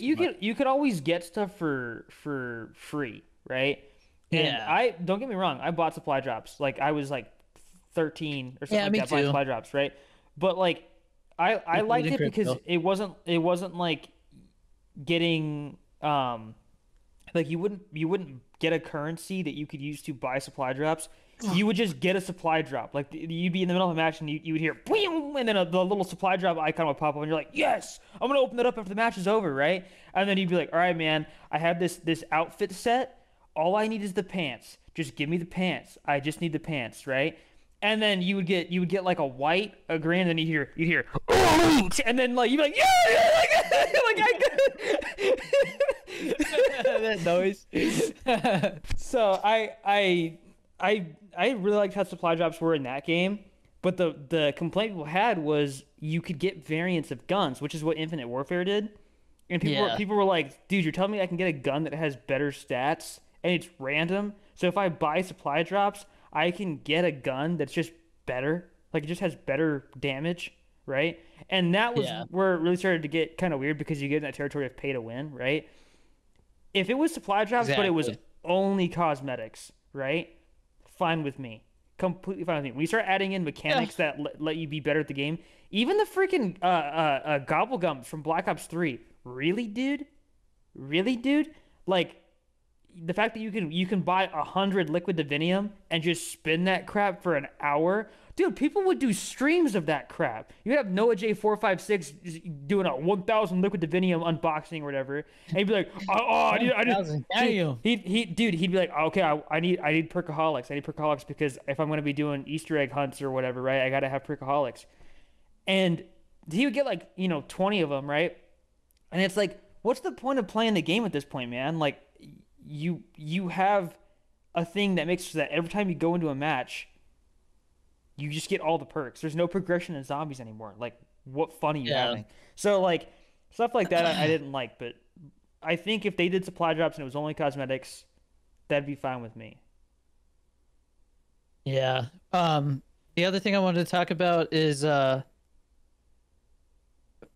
first of all, let me touch on this real quick. I Marvel Rivals is great. I'm really impressed. It's a lot of fun. It's cool playing as all the different Marvel characters. They even got like some. So we were like, oh, you can play as Iron Fist. And it's funny. Case Carnage is like, get Moon Knight out of here. Like, it's like random shit, like. But he's like, no, actually, Moon Knight's pretty good. And Hulk. So like Bruce Banner's like an actual little dude, but then he changes into the Hulk, right? So Uh-huh. like when he's the little guy, you can kill him. He's super easy. But when he's the Hulk, he's like a tank and has like 800 health. And when he goes, it's hulking time or whatever, right? Or like, I'm hulking out. Like I was like, I'm tweaking. I'm twerking. Well, I've seen some clips from the game, and it's kind of having that same thing that Helldivers had, where it's like people are really getting into the memes and stuff like that, which is always good to Helldiver's see. making a comeback. I did see it, dude. I was thinking about trying it because They added a new enemy type. yeah, and it's like basically like zombies, bro. That's what it looked like to me. How many teammates can you have? Like up to 3 or 4? I think it's squads of 4. Yeah, I might download that again, man. Because it's such a cool idea. Did you see that Sony's making a movie, the Helldivers movie? I did see that. So you know what? I hope they do it right. On the topic I hope of they do it right. Helldivers and of Call of Duty, one thing that has always pissed me off about Call of Duty that Helldivers did really well, battle passes stay. So if a battle pass ends, right? It's in the background. Now if you play later, you can put your progress towards that battle pass. So it Yeah. gives you a reason to no life the game if you take a month off. You get off and you go, hey I man, think that's so fair, man. dude, Like, letting that's people so still have fair, the yeah. ability to get something, yeah. Yeah, because then people don't feel like they have to play the game as like a chore. That's what Destiny 2 did wrong. Anytime there was an event, it felt like I had to play it or else I was missing out on it. Like, oh I'm sorry. man, I'm still laughing at the I'm tweaking. Like what I'm tweaking out. I just Destiny 2, by the way, that game, like, I know I always say, oh, the game's dying, but I think like I was going on Twitter and I was seeing like they're saying that the most recent event, there's a thing that says, oh, hey, you did this challenge, you can buy a reward from Bungie.net, and they had a placeholder image for it, like in the game. It was a finalized like reward screen, and it had a placeholder image with like it was all pink and stuff. And I'm like, bro, are you serious? Like they don't even care about the game anymore. Like that game's falling apart. And it's like, yeah, well, when you don't incentivize people to play the game because it's fun, and more so it's just because like, oh, well, you spent $60 on this game plus $60 for the DLC plus the next DLC and DLC after that, and then the battle pass, right? It's like you've already sunk so much money into it. Now it feels like you have to play it. Like, I hate that. Let me play the game because it's fun. Marvel Rivals. I was playing as Venom. That was like the first character I tried. And I was like, man, because they all have like their own little like one-liners they say, right? Right. Like the Punisher's my main right now. 'Cause I like his turret and stuff like that. But so they all say stuff like the Punisher's like, my family is gone, but I continue, but I fight in their honor or something like that. And I'm like, I wish like Venom actually sounds close to like, you know, he sounds like Venom. Like he'll be like, we are Venom, right? I was like, I wish it was like Venom 3 was like, Jesus Christ. Well, there's some meme that I keep seeing about some shark that's in the game. Yeah, he like it's crazy. Well, you can they have like these special abilities where if you team up, like the smaller characters can hop on the back of like tanks and stuff. So like Rocket can hop on like the Punisher's back. But I saw like Groot, he had the shark. The shark's like a healer. And so Groot's going around just like slapping people with his branches, and the shark's on his back like spitting like water. It's really fun, dude. You gotta try it. I saw that you could, if you're playing as the Hulk, you can like throw Wolverine at people. Yeah, probably. Yeah, it's that's a cool mechanic that you can like have team synergy like that. Yeah, well, for such a new game, because it came out like a month ago or something. I think so, yeah. There is so many characters to choose from. Like I haven't even touched. I've played as I started out as Venom. He was really fun. I played Iron Man. He has like 250 health, but like if you're really good at dodging, he's a nuisance, man. Everybody hates him. I was gonna say I'd probably play as Iron Man because I'm just a loser. His ultimate is like devastating, man. Because he just like sends like a giant like arc. Is it both heroes and villains, or is it just heroes? It's funny because when you choose, it's like choose your hero, villain. I'm not judging or whatever, you know, like, and like, but I mean, there's like 30 different like people to choose from or something like that. That's just a guesstimate. There might even be more than that. They're probably gonna add more. Oh, definitely. I saw that. But like, what's really cool is like if you go to the store, they have like for the cosmetics, it's like, oh, here's like the Thor skin from like Thor Ragnarok, or here's the skin from like No Way Home, and like it's got the spider arms and stuff. Well, I'd probably if there was any cosmetic that I would get, I bet you if they have like a bleeding edge suit or like a like Iron Man cosmetics, because I always thought the suits that they had for him were really cool. I always thought the Iron Patriot looked dope. Captain America, you know, I'm like, oh, Tommy, I see you, America's ass, like, you know. But dude, it's a really fun, like, not super try hard game. That's the biggest thing. Yeah, it's very casual. I feel like a lot of games nowadays are very like That's why I don't like Valorant, because it's like you go into that. I remember the story I always tell about that freaking game. I was like always playing with you guys on stream, right? I'm like, oh, I'll hop into a match by myself so I can get some matches in so I can play ranked. Right? You had to do you had to win like 10 matches in casual in order to play ranked. I go into this match and I'm solo queuing, and some loser with his Discord e-girl is playing, and he dies earlier in the match, and I'm in this match doing a 1v3 in a game I play like once a month, right? And I kill one guy and then I die. Whatever, not a big deal. This guy starts calling me the N-word for losing a 1v3, right? And I was like, Damn. all right, fine, I'm just throwing. So I ended up waiting in the spawn for like 2 more rounds, and at the end of each round, I would go and just like waste time and then get myself killed to waste their time because I was like, this guy clearly cares too much about this game. Like I'm gonna throw, right? You're just raging. Yeah, and I ended up getting kicked. But I was like, dude, it's first off, this is a casual match, and second, how is this guy not like bannable? Like he's literally like throwing slurs at me right now, bro. Like, really? So like those games, people try hard way too much. That's what ruins it for me. That's why, Yeah, like I said, like that's why Call of Duty gets so oh, frustrating. okay. Two other things. I think I played like 10 matches. You have to get to level 10 to unlock competitive. So and I it would takes a not. long I time would to, not play comp though. That's it takes a long time to level up. I'm curious. I want to see what it's like and how sweaty it is, and I don't know. It's just unless something to there's grind. unless there's But rewards, but I've played like 10 matches and I haven't encountered a single bug. It's been such a smooth whoa, experience. The other thing, there's so many people playing it because it's basically like Fortnite level big right now. You click find match, yeah, it's just and instant. it immediately, like, it's kind of scary how fast it is. It's just like click What is match found. there's no skill-based matchmaking for casual? Not that I've seen so far. Like, yeah, I've had matches where I'm like, damn, we got our asses handed to us, boys. Dude, because I was, And then I've seen other matches where I'm like, these guys suck, but it's fun. yeah, that sounds about right. Because there's times where I've seen clips of people like hopping into a match on Black Ops 2 or Modern Warfare 2, and you hit find match, TDM, right?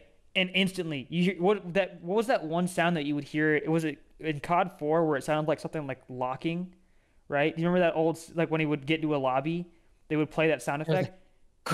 Yeah, Like, that. yeah. Yeah, you immediately hear that as soon as And then they press the lobby button. music. And then you hear somebody with their because they had the really bad voice compression in the voice chat, and so you hear somebody like, "Oh, right shield, you're using a right shield." Like that's what I really miss is when you didn't waste time just sitting there waiting for a match to be found. So yeah, I'll probably try the game out then if it. I'm gonna play it with Theo, I think, since it's free. Oh yeah, that's a good idea, dude. Yeah. I'll probably love it. Yeah. Oh, but the last thing I wanted to say is, like, other than that, like, I gotta be honest, man. Like, I just don't get much satisfaction out of gaming anymore. I think story games, it's still possible because it's like a different experience, but like, I mean, I'm excited about GTA 6, but I'm not excited about the amount of time it's gonna take to play it. You know what I mean? Does that make sense? Yeah. Like, Ben, Genie Boy, he said something a long time ago that stuck with me, and it's such a silly thing, but he lost a bunch of weight, and I was like, dude, like, you look good. What'd you like? What you know? What motivated you? And he's like, honestly, I thought about it like a RPG character. It's like, okay, like, I'm gonna level up my health meter or whatever, you know? Like, and I'm like, life. If you treat life like a game, it's like whatever whatever time you spend gaining attribute towards whatever skill you want, you know. And so it's like, yeah, for me right now, it's filmmaking, putting time towards filmmaking. And so the idea of like spending time playing a game that like doesn't really affect anything else in your life just seems like a waste of time. But yeah. like, even watching, like, people might make fun of how much I go to the movies and stuff like that, but I'm learning while I do that. I'm studying the film. I'm gaining perspective. Yeah. Well, that's what like at work, what happens a lot is you'll have people who they're on downtime, right? And they're like, "Man, like I feel like there's never any work here, this and that." And so what they'll do is they'll just straight up watch YouTube, and that's like a very common thing. They'll just watch YouTube.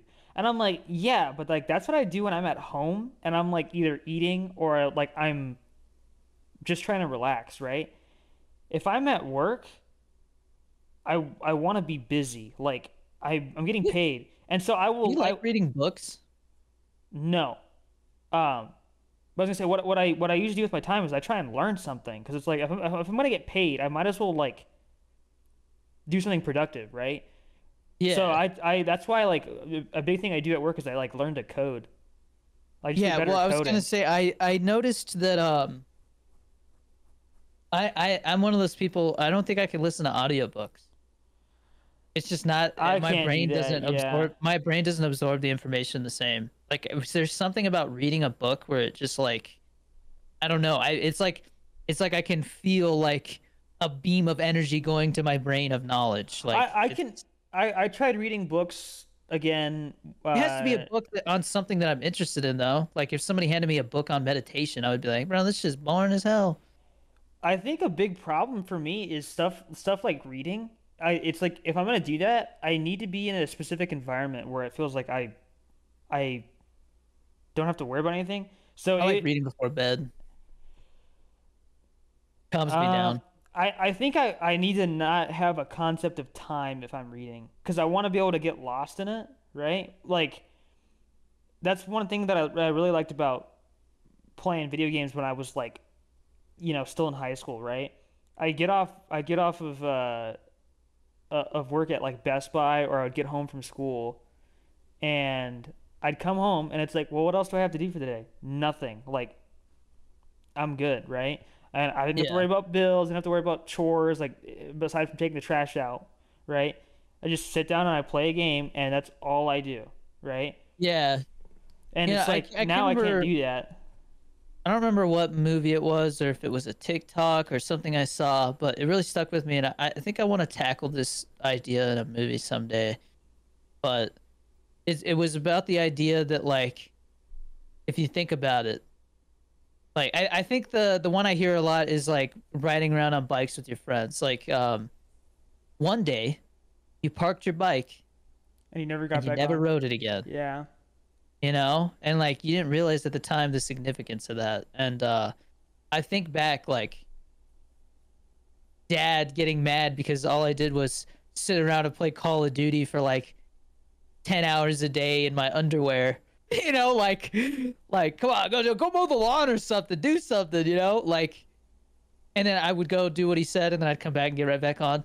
But like the idea that like there was a point in time where I could play video games without any like worry about responsibilities or time or anything like that. Yeah. Like now, at the big one for me because I'm a dad is like I can spend this time with my kids that I'm never gonna get back. That's the Yeah. thing that it's like But at least with filmmaking, it's like the time that I'm putting into that makes it more special. Like that is valuable. But like playing a video game, it's like I think that's why I give up on camo grinds because it's like if you the closer you get to that next game coming out, it's like nobody's gonna give a shit if you had dark matter in a Call of Duty game that came out 6 years ago. and that is why I genuinely think they need to just make a game that they update all the time as opposed to having a separate game every freaking year. I get the point of having a new game because you're allowed to add new mechanics and stuff like that. But then all of your progress does not matter. Yeah, I think it's okay. This idea and this concept is incredibly difficult to execute and make work, and it probably leads to all kinds of bugs and problems. But it's not impossible. And if they did it, I think there would be a lot of value to it. But if they just said, okay, Call of Duty, it's just called Call of Duty, Hmm. and every year, every 2 years, there's a major update. You get a new campaign, some new zombies maps. Maybe it's a different storyline, whatever. You get a multiplayer, like multiplayer just completely changes to like new maps. Like you can't play those old maps anymore. Maybe every once in a while we bring one back, and it's like, oh, they brought back that map everybody loved from that one. But like if it was just like one game that they keep updating, like Fortnite, I feel like people would actually So dedicate time to it because they would feel like it's worth something. so Like they can show it off 10 years down the road. and that's what Destiny was keyword, right? So Destiny did do that. Now the thing so you mentioned like, oh, like they get rid of all the old maps and bring new ones in and they might bring in old ones. So what they would actually probably have to do is they release a group of maps, the ones that people like, they keep, the ones that people don't like, they just remove from the pool, and then maybe someone's like, hey, I like that one map where people would always spawn camp. Like, it kind of was a crappy map, but I had some fond memories of that. They go, hey guys, we're bringing back that map for this season or whatever, right? Like, that's cool. But like, yeah, if they did like trickles of content and then they would do one giant update, right? totally cool with that. But Yeah, I wish they would do that because I think what's killing Call of Duty is that cycle that they do. yeah. Yeah, and then not to mention, people have always said like each developer is good at one specific thing usually. So, for example, uh, Infinity Ward has a history of being really good with campaigns if that's all they really need to worry about. Modern Warfare 2019, for example, really good campaign, right? Like, what's that one mission where it's like Bravo 6 going dark and like they have to go through like a house and clear it? Is it called Clear House? I think it's I literally what don't it's think called. that's not the same. That's not the same mission. Oh, whatever. Well, But but I know what you're talking. yeah, The NVG one, yeah, it's iconic. It's like one of the best Call of I Duty feel like it is the campaign same one. missions. It's not the going dark part is like a part of like a later mission, like it's getting climactic, whereas the clean house starts in like an alley and you Clean just House like, is what it's go. called. Yeah. Yeah, but But either way, yeah. So stuff like that. But that campaign was really good. And then I think they said that Sledgehammer is really good at multiplayer, which I was like, that makes sense, right? They're not good at, Advanced Warfare multiplayer was great for and I what it mean, was. the when Sledgehammer had to pick their setting for a game, they did Vanguard, and it's like, really, dude, this is the worst World War II game we've had in a long time. Like this one's really bad, right? Zombies The was campaign awful. was so bad. Well, like, yeah, okay, so like, okay, I'm gonna be totally honest.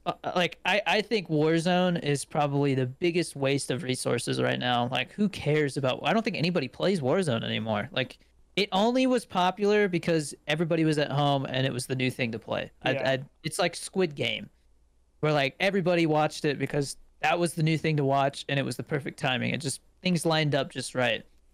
Nobody's liked Warzone as much as they did when that original version came out. So get rid of Warzone. We Well, don't care. I Make multiplayer free and charge people for the campaign. Maybe zombies too. Like I don't know, because zombies like that is not.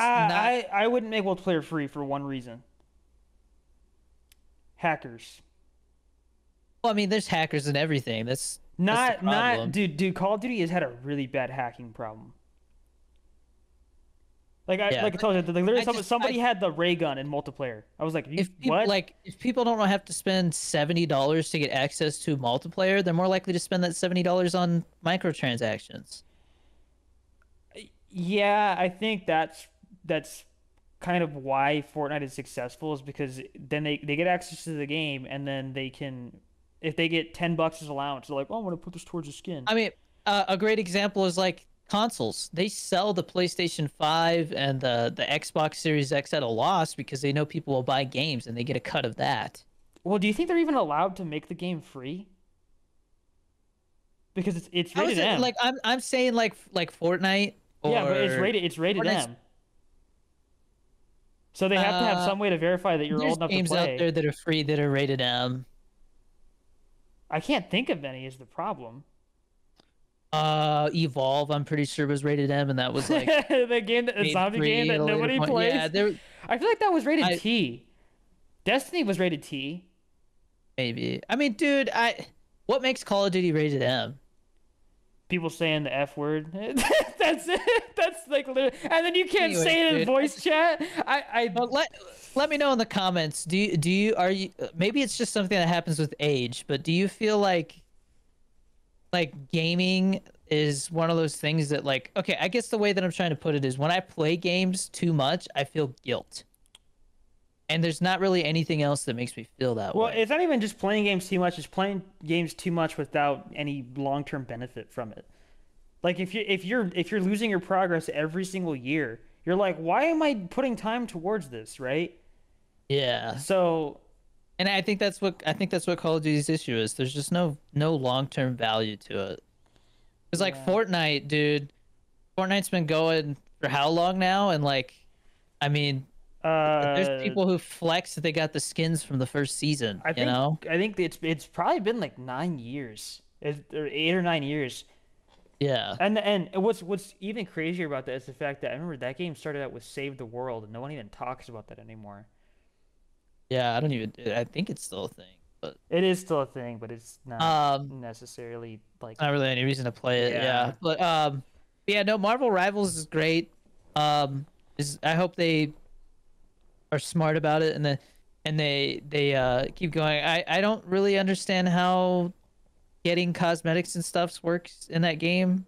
Because somebody, I think Carnage was saying that there's a way to get stuff for free, but it's a grind. But as long as you're able to get that stuff for free, I'm cool with it. But like I'm gonna try really hard not to spend money on it Yeah. because I'm having a great experience without it. So, um, but yeah, Marvel Rivals is great. If you want to play with us, I think you can play up to 6 people, and it's $3 to play with us 4 times a month. When I'm doing the $3 per month, by the way, not $3 like yeah, every $3 month. per month to play with us 4 times a month. So there's a lot of value. We play 2 hours. Um, and we're chatting, hanging out. We're hanging out while we do it. What was I gonna say? Oh, when and this is probably something for us to talk about later. But when I film my movie, I mean that's gonna take a month to film. I'll be able to do this podcast, but I don't know if I'll be able to do the gaming session. You're gonna be able to game with them? I told you I'll probably take time off so I can do that. Cool, So, cool. All right. Um, one last thing we want to talk about before we get to our recommendations is I guess it's going to be an over 2 hour episode, right? it's an But hour and 45 minutes right now. okay, so we'll make this quick. Dude, the honey scandal is, I mean, it directly affected me. Well, I told you I was always pissed off because it never freaking worked for me in the first place. And so, Electric Shock released a video that you guys should go check out where he went and broke down like that G Fuel has probably lost, or G Fuel content creators that have codes have probably lost somewhere between 10 and $20 million in revenue. what? Oh, Yeah. holy crap. Because did Honey have a code? Yeah, Honey 30 or whatever. Oh, dude. Yeah, so fuck Honey. I hope there's some kind of class action lawsuit I can join because they definitely owe me money. Jesus. It's really frustrating because like he went into the code and you could see that like they had different discount codes, like had like a ranking system. And he's like, so Honey 30 has like a 1 point something, but then you go look at like this creator's code and it has like a 0.32. Like it just, and like he showed that on Microsoft Edge when they have like their own built-in thing and you can see like it actually applied the codes. And he's like, when you look at Honey, it's not actually applying the codes, so who knows what the hell it's doing, right? And so yeah, yeah, fuck Honey, man. I thought it was like a useful thing, but it turns out like they were ripping people off, man. And I hope they get sued out the ass because I don't know if that's technically illegal, but it should be. Yeah, I don't know. I mean, I feel like it probably isn't just because they essentially I advertise. uninstalled that shit immediately when I first found out. I think all they advertised themselves as was a way to automatically apply discount codes, and if they had a code that applied, then they didn't do anything wrong in the eyes of the law. Yeah, but Morally, if people they're are corrupt. if people are applying a code and then when they go to check out, it's like purposely putting its own code, even if it's the same amount of discount, that's wrong. It's like I said, morally it's wrong. I don't know if it's legally wrong because all they did was they just changed the code out, but it still worked. All they said that they're going to do is automatically apply a discount code. I'm playing devil's advocate because But legally it's I don't safe know to what can say happen. that they owe me like 100K or something. Oh, probably. I don't know. So, Anyways, want to talk about movies? yeah. Yeah, I watched rewatched Den of Thieves, which Chris, I don't know if it's on my Fandango, but it's a really good like LA heist movie. Mm-hmm. Gerard Butler is fantastic in that movie. And I went and saw the second one and somehow it was better. Like more original. It had a really good ending, a really good score. Like it was just I was like, damn, first movie I've seen in January is like really good. I was impressed. Definitely worth watching. I'm probably gonna watch it again when it comes out on digital with Bobby.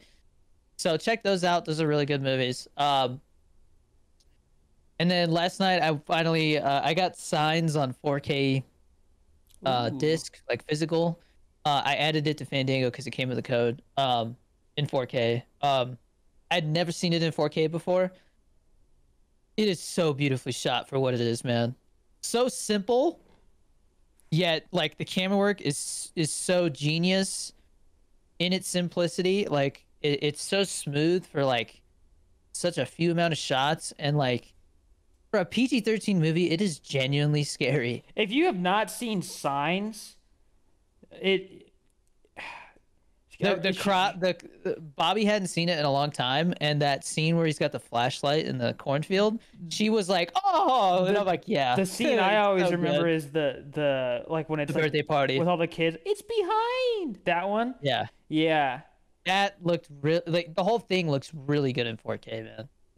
I need to rewatch that because I don't think I've seen it since I was like 8. It's been a long time. Yeah, I put in my I wrote a I gave it 5 stars and wrote a letterbox review about it because people always argue about like, oh, like I don't want to say what it is, but there's kind of like a logical plot hole that people don't like, but I think people miss the point. The movie's about an alien invasion, but at its core, what the characters are going through, it's about a man whose faith is challenged. That's what it's about. It just happens to be happening because of an alien, like to the backdrop of an alien invasion. But the way this alien invasion is executed is so small and self-contained, but at the same time feels like a worldwide thing. So geniusly executed for a $70 million movie in 2002. Like, I mean, I looked it up. It made $400 million. Like, it's Whoa. probably M. Night's most successful film ever, or something like that. Um, but I mean, Mel Gibson's performance and everything, like, it's just, I gave it 5 stars, even though like it technically might have some flaws. And but and that, like, that's Mel Gibson and Joaquin Phoenix, isn't it? it was supposed to be Mark Ruffalo. I found out Oh. Mark Ruffalo, and it would have not been the same, but I No. can see why. Similar vibe, but Mark Ruffalo had to drop out because he got diagnosed with a brain tumor, and it turned out to be benign. But like, it's crazy how something like that will happen, and then you end up with a film that's like a masterpiece because of it. You know, it would not have been the same with Mark Ruffalo. I don't think. Yeah. Like, it would have worked, and he would have given a great performance. But there's something about Joaquin playing Mel Gibson's little brother in that film that just works. It feels like they're really brothers. Well, I The think way they talk to each other it really does feel like a little brother who's like a baseball player in really good shape who's thinking about joining the army, and Mel Gibson's like this, guy who used to be a freaking priest who's like got a family and shit to take care of. Like, it's just, I don't know. I also feel like they look more similar to each other than Mm. freaking Mark Ruffalo and Mel Gibson. Yeah, but that movie, like, there were so many, like, I genuinely, like, I've seen the movie probably 100 times. Jesus, And- bro. I watched it on DVD as a kid, like, all the time, man. That's fair. Okay, That's fair. I've seen it like 50 times, probably. Realistically, like 50 Bro, times. Brad to walk that And one I back. noticed, well, because I was exaggerating, but I noticed something this time that I never noticed before. Like I said, I gotta rewatch it because there's probably stuff that I don't remember at all from that movie. The score is so good, man. I never heard a score like it ever. So good. So yeah, watch Signs, Den of Thieves 1 and 2. Those are really good too. Chris, what's your recommendations? So I did something that is like very impulsive, and I was like, you know what? Like I need to do this because it's been a long time. I watched Terminator 1 and 2 because I don't think I've seen those movies once again since I was like maybe 8, right? And I remember I brought it up at work. Someone was like, "Who let you watch Terminator 1?" And I was like, "I don't think I saw the sex scene in it." So it's like I haven't. I was like, I definitely don't remember that part. But yeah, Who let you watch that? yeah. RoboCop. I watched Yeah, that shit when I was like 5. That's exactly what I was like it's not nearly as bad as freaking RoboCop. Like all the the practical effects in RoboCop are gnarly. yeah, all the violence and like just all the stuff that you see in Terminator is like it's all superficial damage, and like even when the actual Terminator himself gets shot, it's freaking metal underneath. So like who Yeah, cares, so it's right? not as graphic. Yeah. I would say Terminator 2 is probably worse as far as like gore goes because you literally see people get nuked like Oh, throughout the definitely. Yeah. movie. There's but a lot of injuries in that one. But the first one, there's that scene where he takes his eye out. That looks gnarly. Yeah, that one was hard for me to watch, and then I remember I had to tell myself I was like, it's a robot, and then immediately I was like my brain was like, oh yeah, and just like You turned realize that. that was like stop motion too? Like that was like, Oh, dude, it's super obvious. yeah, but like Yeah, it's so uncanny, but like it looks cool. when you because you'll see that there's like a scene where he looks in the mirror, and it literally you can tell it's stop motion, like it's like clay I or like it something. though. There's something about it that's just like because it works that he's a robot, I think that's So, why. funnily enough, I would say the practical effects in the Thing are actually way better than in Terminator as far as like the stop motion. Like it looks a lot better Oh, in the that Thing. one scene. Yeah, that in my opinion that looks more believable because it's not supposed to look human, It's whereas completely unearthly, yeah. yeah, right. So that's one thing that like I will say about Terminator where I was like that doesn't look very good today. But Terminator 2 it's crazy like the leap The in jump, yeah. yeah, like it looks way better. I do feel like the main character of Terminator 1, I forgot what her name is.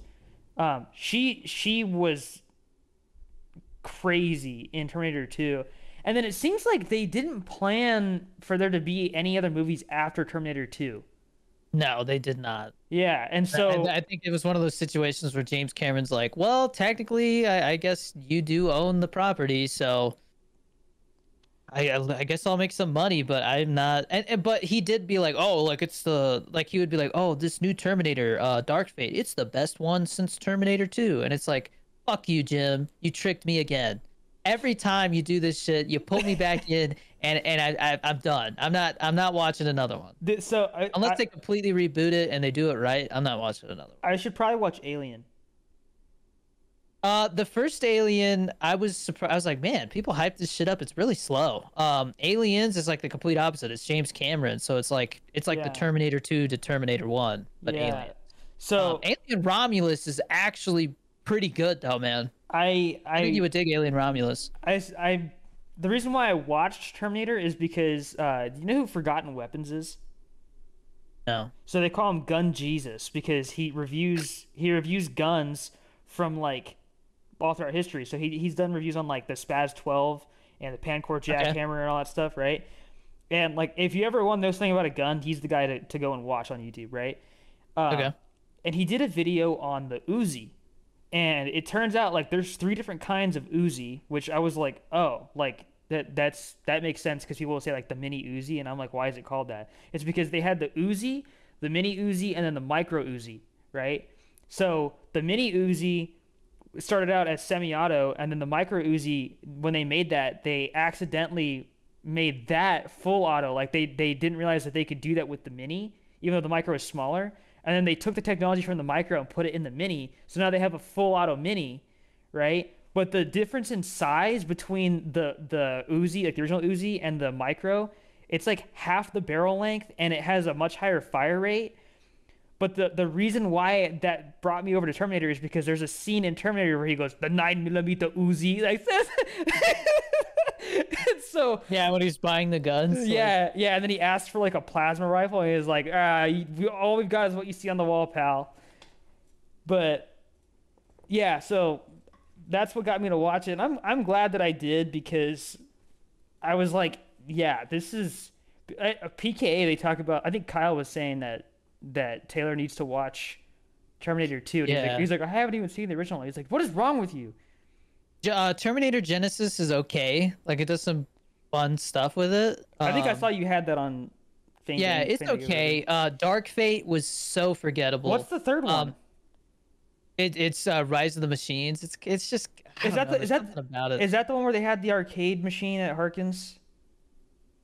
No, that's Salvation, which I was gonna say Yeah, Terminator Salvation is actually a good movie. yeah, Christian Bale carries the shit out of that. And that just is like an interesting take on Terminator. Whereas all the other ones are trying to replicate what like 2 did. And I think that's the problem. They're just not being original with it. But yeah, no, I Terminator 1 I need to rewatch because it's just like pretty genius. And then Terminator 2 is just like the quintessential blockbuster action movie of all yeah. time. The only complaint I have about Terminator 2 is And I remember like watching Pretty them. long. Well, that's not the complaint. So watching them back to back, there was one thing that I had a question about originally. So in Terminator 1, one of the plot holes that, or not plot holes, well, one of the one of the holes in, uh, the like dude that comes from the future. One of the holes in his story is he's like, yeah, well, I got teleported from the future. And they're like, why are you naked? He's like, oh, well, anything that's not organic can't come through. So like all that comes through is my body. And they're like, so this Terminator that's a robot, how can he come through? And he's like, well, because he's surrounded by human tissue. He's allowed to come back because of that, right? Like the Yeah. machine thinks that he's human, so it comes through. And they're like, oh, okay, well, okay, sure, whatever, that makes sense.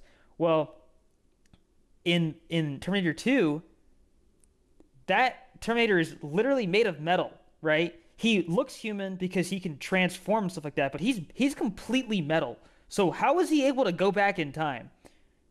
Yeah, I see what you're saying there, but I think I think that's just one of those things where like it's a movie. You know what I mean? Like I saw an interesting thing in that book I was reading where it was like I can't remember what, but it said like if you think about it, like this movie is no more illogical than Dumbo. They're both make believe. You know what I mean? Like at the end of the day, they're both make believe. And so your job as a filmmaker is to make it feel believable enough. You're Yeah. never going to be able to make something feel totally realistic. Like my Coast Guard film, I'm like, I thought about The Guardian, right? And Kevin Costner's playing a senior chief. Most senior chiefs, once you hit that rank, you don't really do any physical work anymore. But Kevin Costner just happens to be this one rescue swimmer that everybody respects so much for how many saves he has that they're letting him still fly and be a rescue swimmer, even though he's an old ass man who probably shouldn't be doing it anymore. That probably wouldn't fly for real in the Coast Guard. There's a senior chief character in my story who's still kind of doing they call him like God, what do they call him? Anyways, his job, like the people of his rank don't normally do that because they don't want to. Nobody wants to do that grunt work anymore. But for some reason this guy does because he genuinely likes the job and like wants to make a difference. So there's certain things that you have to like I changed like locations for this like rescue case that it talks about, and I don't think that technically could work in real life. Like it could, but nobody would want to do that. But I had to make it work for the location because I don't Yeah. really have access to the location like I do San Francisco. So it like I think any movie, if you really sit down on paper and fact check or check the logic of every single thing in the story, you just ruin the story. And Yeah. that's part of movies for me is like, is the movie good enough that I'm willing to overlook that and just forget about that? And if that is true, that's cool. Like, I mean, Toy Story, phenomenal movie. But at the end of the day, it's about toys that come to life when humans aren't around. That's not real. That can't happen. But you forgive it for a story because it's fun and it's good. Well, and yeah, like I said, entertaining. but that's the only issue I had with the movie where I was genuinely like, well, this Yeah, broke its own rule. Why are they coming back naked still? But then after that, it was like whatever. I will give you that. If they're very open about this is the rule and then they break it, that is annoying. Yes, which I'll give you that. Yeah, Terminator 1 established that rule, and then that's why people come back naked. But Terminator 2 is so fucking good that who cares? Well, It's that's so that. Yeah, good. that's the thing. Nobody talks about that. And, I bet Yeah. you, I could like look it up, and there's probably like 8 Reddit threads Armageddon. about it. Armageddon is a really good blockbuster. Like that is like probably the definition of a popcorn movie to me. But if you think about it, wouldn't it be easy? They always say it wouldn't it be easier to train astronauts to be drillers than to train drillers to be astronauts if you only have like a Right. week to do it? Right. Yeah, I know But that. the movie Yeah, wouldn't be what it is if they did it that way. yeah. So And I mean, just you like have to forgive it. it's just like how I feel about Endgame, where Endgame has that massive plot hole of like, well, why are they using a time machine to go back and get all the Infinity Stones to wish everybody back when they could just go back in time, grab a time stone, and then reverse everything back to the point before Thanos Because it snapped? wouldn't be a good movie. Right. Yeah. Although, depending on who you ask, Endgame wasn't very I mean, good. okay. I mean, think about it. why is Titanic such a good movie if you know every like all these people are gonna die at the end, the boat sinks. Like you know how it ends. Right.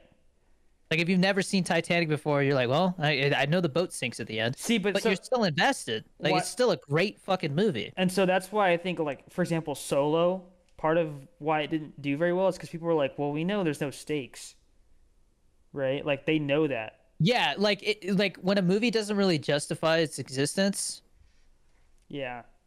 Yeah, that's why like these other Terminator movies, like Terminator Genesis, is like going back to like the it goes back to the first Terminator movie, and like they're messing with that timeline, and so it's like the movie doesn't need to exist, and so even though it's fun and entertaining, like it's pretty useless and forgettable, and it Well, has its own issues. Back to the Okay, I Future. feel like that when it feels like it's just a cash grab, Yeah. I don't want to watch it. Yeah. Back to the Future has its own plot holes, but those movies are like still so freaking good that people are willing to ignore Yeah. it. Yeah.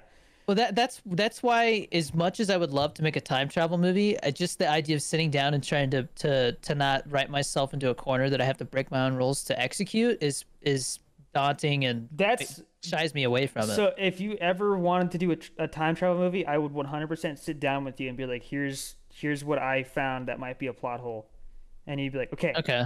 because I'm very Then nitpicky trying about to this stuff. solve that and fix it is so hard because it's like with a movie that deals with time and like a timeline and stuff, you change one specific thing and it fucks with everything, I think you know? the number one thing is you just have to don't ever go back in time before someone was born and have it be in the same universe. Because if you ever do that, then like for example, if you were like, "Oh, I'm gonna go back in time before Hitler was born and kill him," right? Like oh, the day he gets born, I'm gonna just like strangle him, right? No Hitler now, woo! But if you were born after Hitler, you aren't going to be guaranteed to be born, right? Because history's changed. So all the events that led up to you being born, anything that happened before that, if it gets changed, you will no longer be born. It could literally be like, oh, the day that your parents decided to do it so that you could be born, right? Instead of having Captain Crunch, your dad had cornflakes and he wasn't in the mood because of that. So now he's not going to do it, right? Like you're not going to be born anymore, right? All because Yeah. you put into I his think mind that he wanted cornflakes.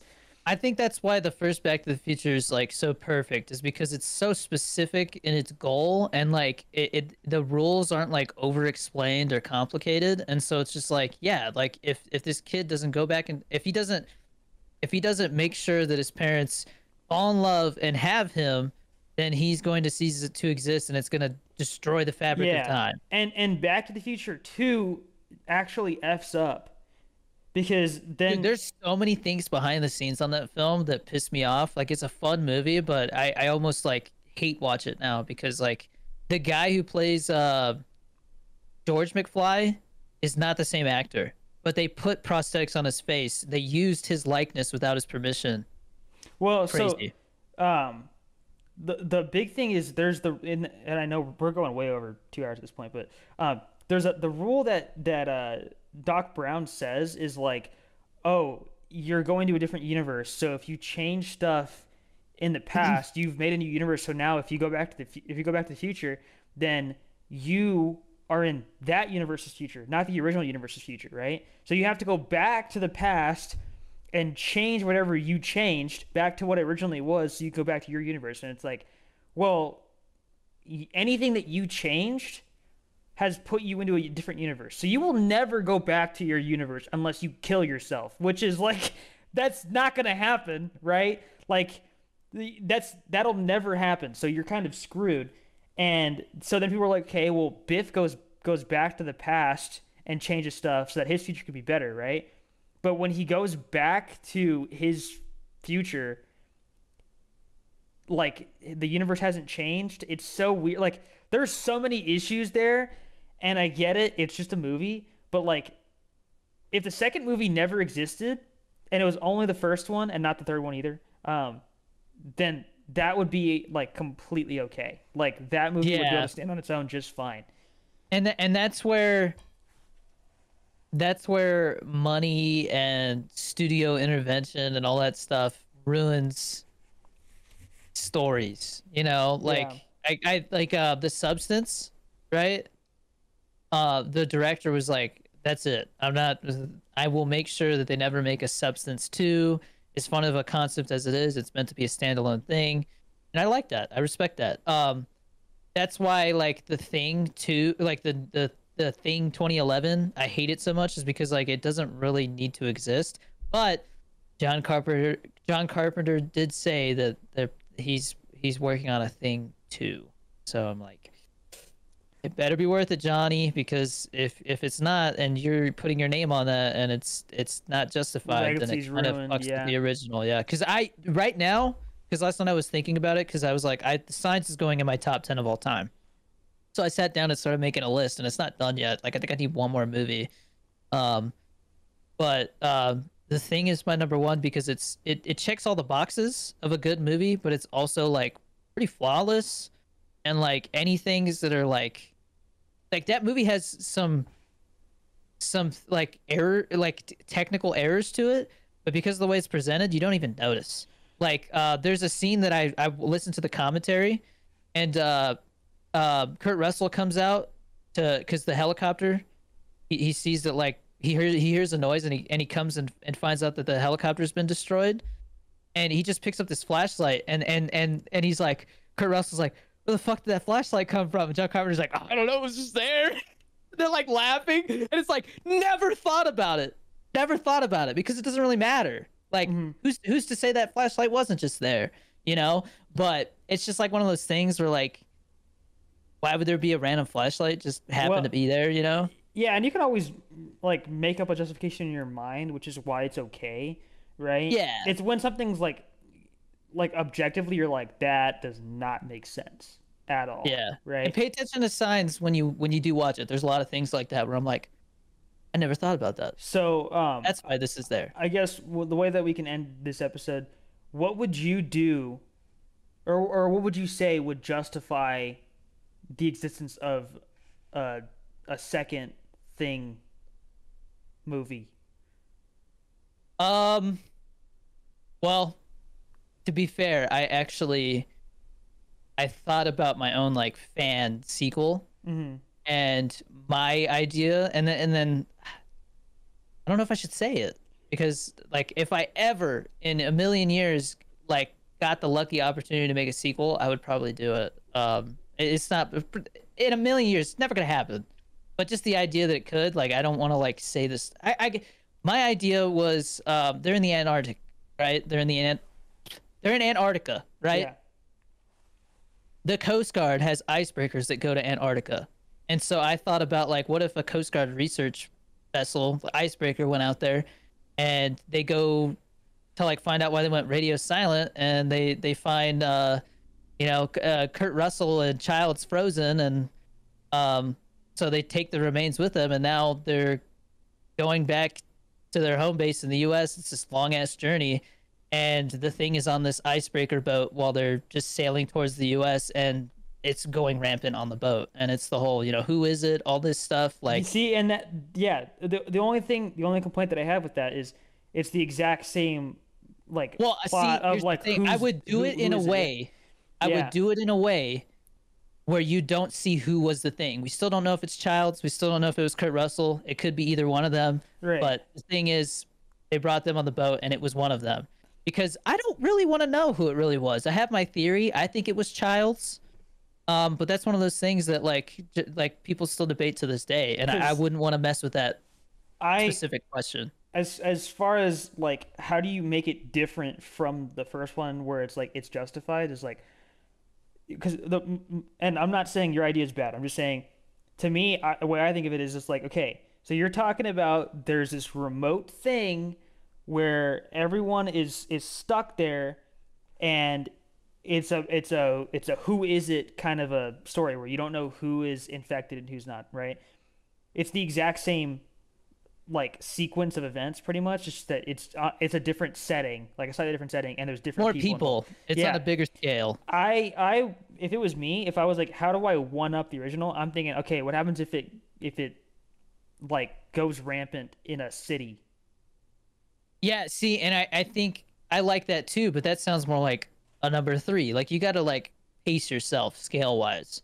It Like doesn't have to be a big city first. I'm not saying, oh, freaking Godzilla thing. Like that's no, not but gonna I mean happen like yet. okay, like what's the difference between it going rampant in Santa Fe, New Mexico as opposed to like Albuquerque? Like it looks the same, it's just more people, but on a movie scale, are you really going to notice that much of a difference if it's a small self-contained story following one specific team or I person? I think like if it became a thing where it's almost like an outbreak, where it's like you have multiple running around, See, right? but then that turns into that's the thing that people argue about with Alien and Aliens. So with Alien, it's one alien on a ship, right? And with Uh-huh. Aliens, it's like a whole colony of them. And in the first Alien, they're having a really hard time killing one of them, but in Aliens, they're just shooting him left and right like nothing. So the danger isn't the same. Whereas I feel like if you're on a research vessel, it's a bigger amount of people, but they're still stuck, stranded on a boat, and they don't know who it is. There's still isolation to it. If you bring it to a city, that isolation factor's gone. So I don't. True. It's not as scary. It's just not, the paranoia is not the same. It's more like Gremlins, where it's like, oh shit, they hopped in a swimming pool. Now there's a ton of them. You know what I mean? It's just not. It doesn't have the same effect. Yeah. I'm not invested the same. Now it's just kind of mindless. They're left and right, and we're just shooting them, and And I think you're right. like a zombie movie now. Yeah. Well, and that's where I was going. Is like it's like a zombie outbreak, but it's a freaking Yeah, I don't have any interest in shape. seeing a Thing movie like that. Like I think the idea of having it self-contained to like a boat or something still has that kind of like you have a timer of like holy shit, like what this boat cannot make it to civilization or else the whole world's fucked. Same problem. Um, but there's more people. We get to meet new characters. We get to see different versions of the thing because that was the thing about the first one that was so cool is like each thing was different in the prequel that they made. They did similar monsters and stuff, and it just didn't. And it was CGI, so it just didn't feel the same. So it's got to be practical effects, And I think if they do that on a massive like city scale, there ain't no way you're doing that much practical effects. It's gonna be I CGI. guess where I'm coming from, as far as like you have to one up it and make it unique, is between Terminator 1, Terminator 2. Why was Terminator 2 justified? And it's like, okay, first off, the bad guy is now a good guy. Okay. Dude, and the way I don't know if like people will never experience Terminator 2 the same way that the public did when Terminator 2 first came out. Because if you go back and watch the trailer, they do it in a way, it's edited in a way where you do not know that Arnold Schwarzenegger is on the good side now. So people went in to see Terminator 2 expecting like Arnold is going to be coming after them. And they marketed it like there's two different people coming after them, but then they go watch the movie and Arnold's on the good side. It was like one of the biggest like fuck yeah, he's on our team now, bitch. Yeah. Like dude, like And he was so cool as far as like being like a character on the good side, because it was like you see him just being a villain in the first one. There's no emotion, right? And it's like yeah. they whatever they did to him in the future to get him onto our side, it's like you see the little bit of Well, humanity in him, even though he's a in that, robot. yeah. It's like he has emotions now. It's really But that cool. little subplot aspect to the fact that Sarah Connor, when she That's first her meets name. Yeah. him, she shits a fucking brick. Yeah, because dude. the only experience she has is that this fucking guy was trying to kill her, and now he's just walking around with her son. Yeah, and Like, then what yeah, the? yeah, and they did a really good job with that. And then when John Connor meets him, he's like, "Oh my God, wait, I have heard about you. You're real? I thought my mom was crazy. My mom was crazy. Yeah. Yeah. So So that changes so much. It's Terminator 2. it feels very I think that's a real. 5-star movie. Yeah, like yeah, watching it, I was like, oh, like I totally get why people love this one more than the first one. Like, And it holds up, man. It holds up. That Yeah. liquid metal effect or whatever that they created for that movie, people still use that to this day. yeah, It was new technology. And that's love James Cameron or hate him, like he is probably one of the most innovative filmmakers next to Christopher Nolan. Because Christopher Nolan out here, dude, I just found out that they're saying supposedly he has a $250 million budget for his next film, which would be like the biggest budget Christopher Nolan's ever yeah, and had. it's supposed to be like the Odyssey. Yeah, well, here's the thing. whenever they talk about what Christopher Nolan's next movie is about, they find out like what the core idea is, but you don't know what Christopher Nolan's doing with that core idea. Yeah, and that's the thing that like I'm interested to see how he does that, because when I hear like he's doing a story like that, right? Has Christopher Nolan done a movie in like a setting that ancient? I don't think he That's the has. thing. We don't even know if it is ancient. Like you think it might be like it follows the same sort of like plot beats Yeah. as the Odyssey, but it's Yeah. just that it's in Well, a different time period. there is a book, and I don't remember the number. I don't know what it's called, but it's basically like the idea that you can break down every movie and every story down to like this 20 different plots that are the same plots that have been used for storytelling since the dawn of time. Uh-huh. And a lot of it goes back to that old Greek mythology.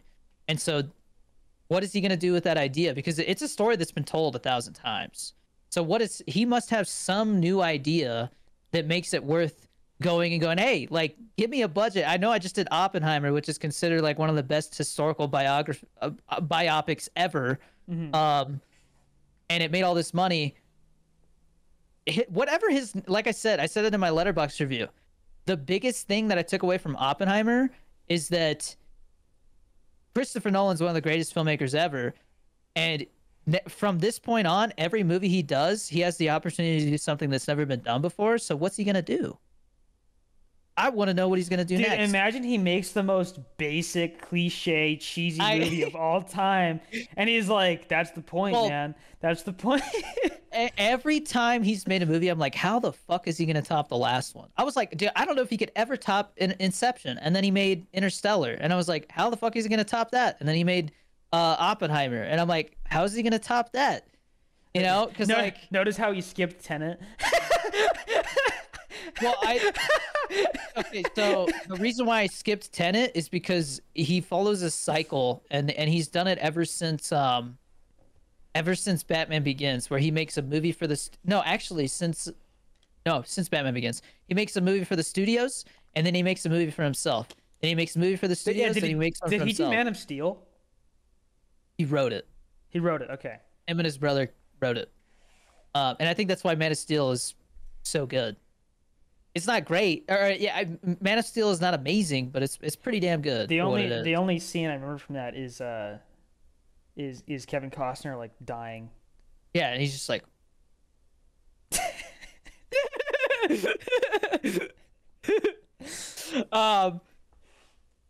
but yeah, dude. I mean, have you seen the memes going around where it's like Willem Dafoe, and he's just like, oh, when he's like looking up in the sky, yeah. It's like it's like Matt Damon when he shows up to the set of The Odyssey, and Christopher Nolan has gotten a real monster. He's just like, oh fuck, like. Well, because I remember they were saying like that Christopher Nolan for Oppenheimer had like replicated the actual like mushroom cloud from a nuke, and everyone was like, did he detonate an actual nuke? Like they were like, what the heck, bro? Like, what is it? How is he doing that? It turned out he just used conventional explosives, right? Yeah. But they thought he made it. He actually nuked a place for a movie. And I was like, you guys are so stupid, movie, bro. When it keeps cutting to like nuclear fission like happening, right? And like you just see like atoms and shit. Like those are practical effects. That's not CGI. Oh, I didn't know that. He used zero CGI for the movie. Like I saw a YouTube video where they recreated that like on a smaller scale to try and figure out like to show how he did that, and it's just like I can't even comprehend. He just like, used a scanning electron microscope.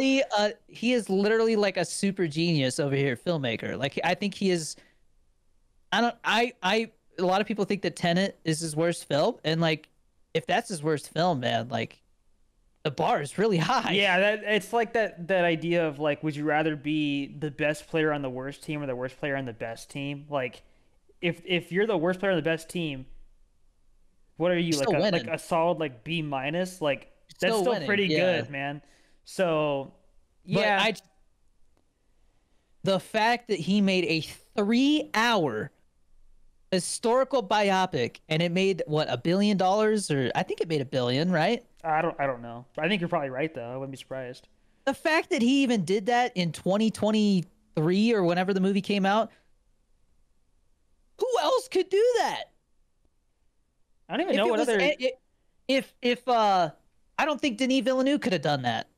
Like, I mean, Dune Part 2 made almost, I think, half a bill, but like it's just, it doesn't compare, man.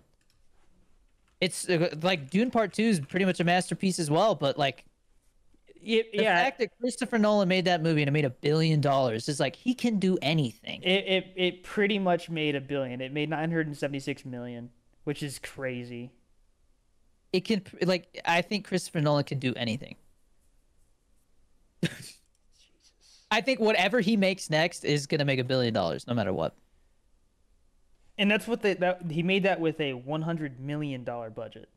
Dude, he shot it in like 54 days. For a movie with that budget, that is like,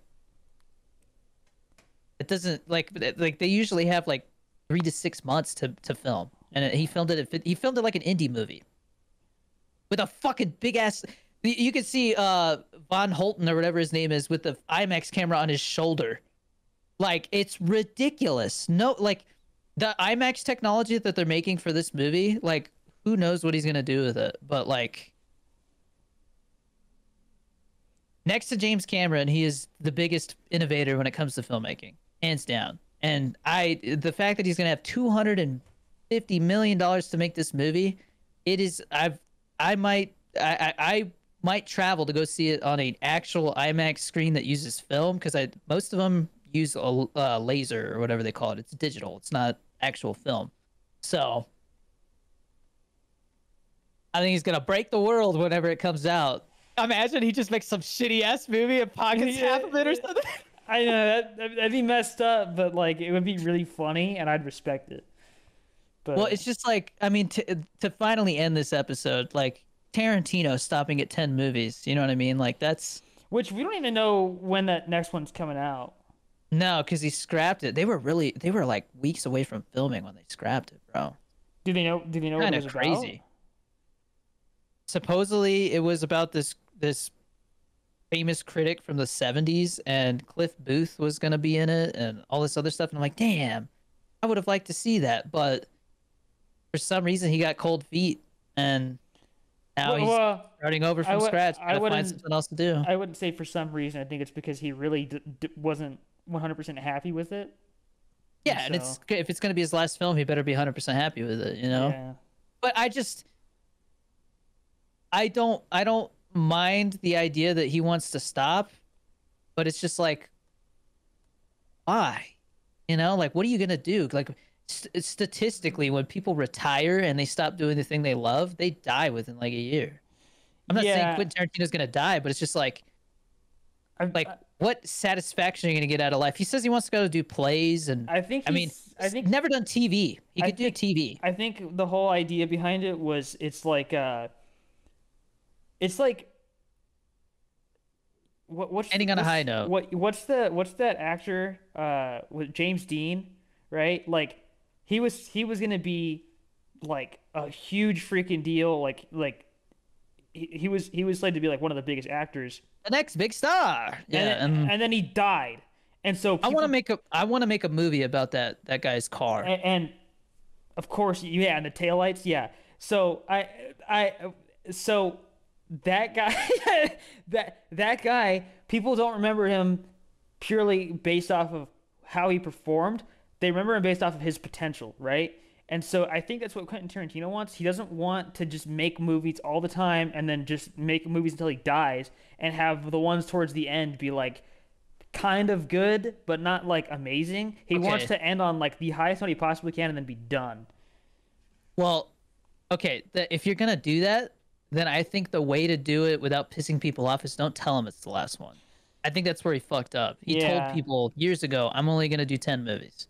And so now people are like, well, this last one, if it's not his best movie ever, everybody's gonna say, like, if it flops, people don't like it for some reason. If it's like, bro, this shit's worse than Death Proof, right? Like, if that's the situation, you think he's really gonna be able to stop and end on a low note like that?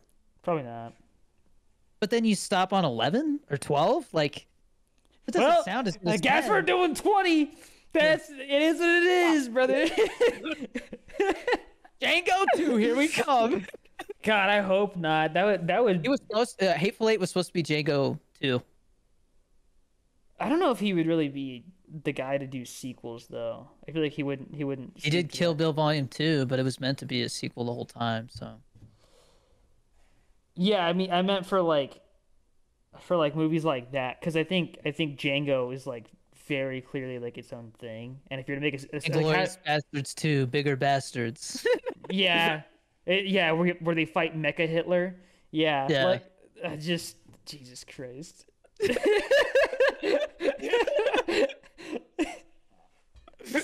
Yeah, anyone who's just listening to the audio has no idea why we just laughed, but yeah. It's the Willem Dafoe meme. It's like my favorite meme right now, dude. Anyways, go get some Fit Butters, get some G Fuel, join our Patreon, come game with us. Marvel Rivals is a blast. Chris is gonna play it next time. Don't say that. What if I get like AIDS and die, bro? Like you don't know that. Jesus. And go watch Science. It's one of my favorite movies of all time. Top 10. Beautiful film. Just don't get stuck on the logic because that's not the point. Yeah. And we'll see you next week. Peace.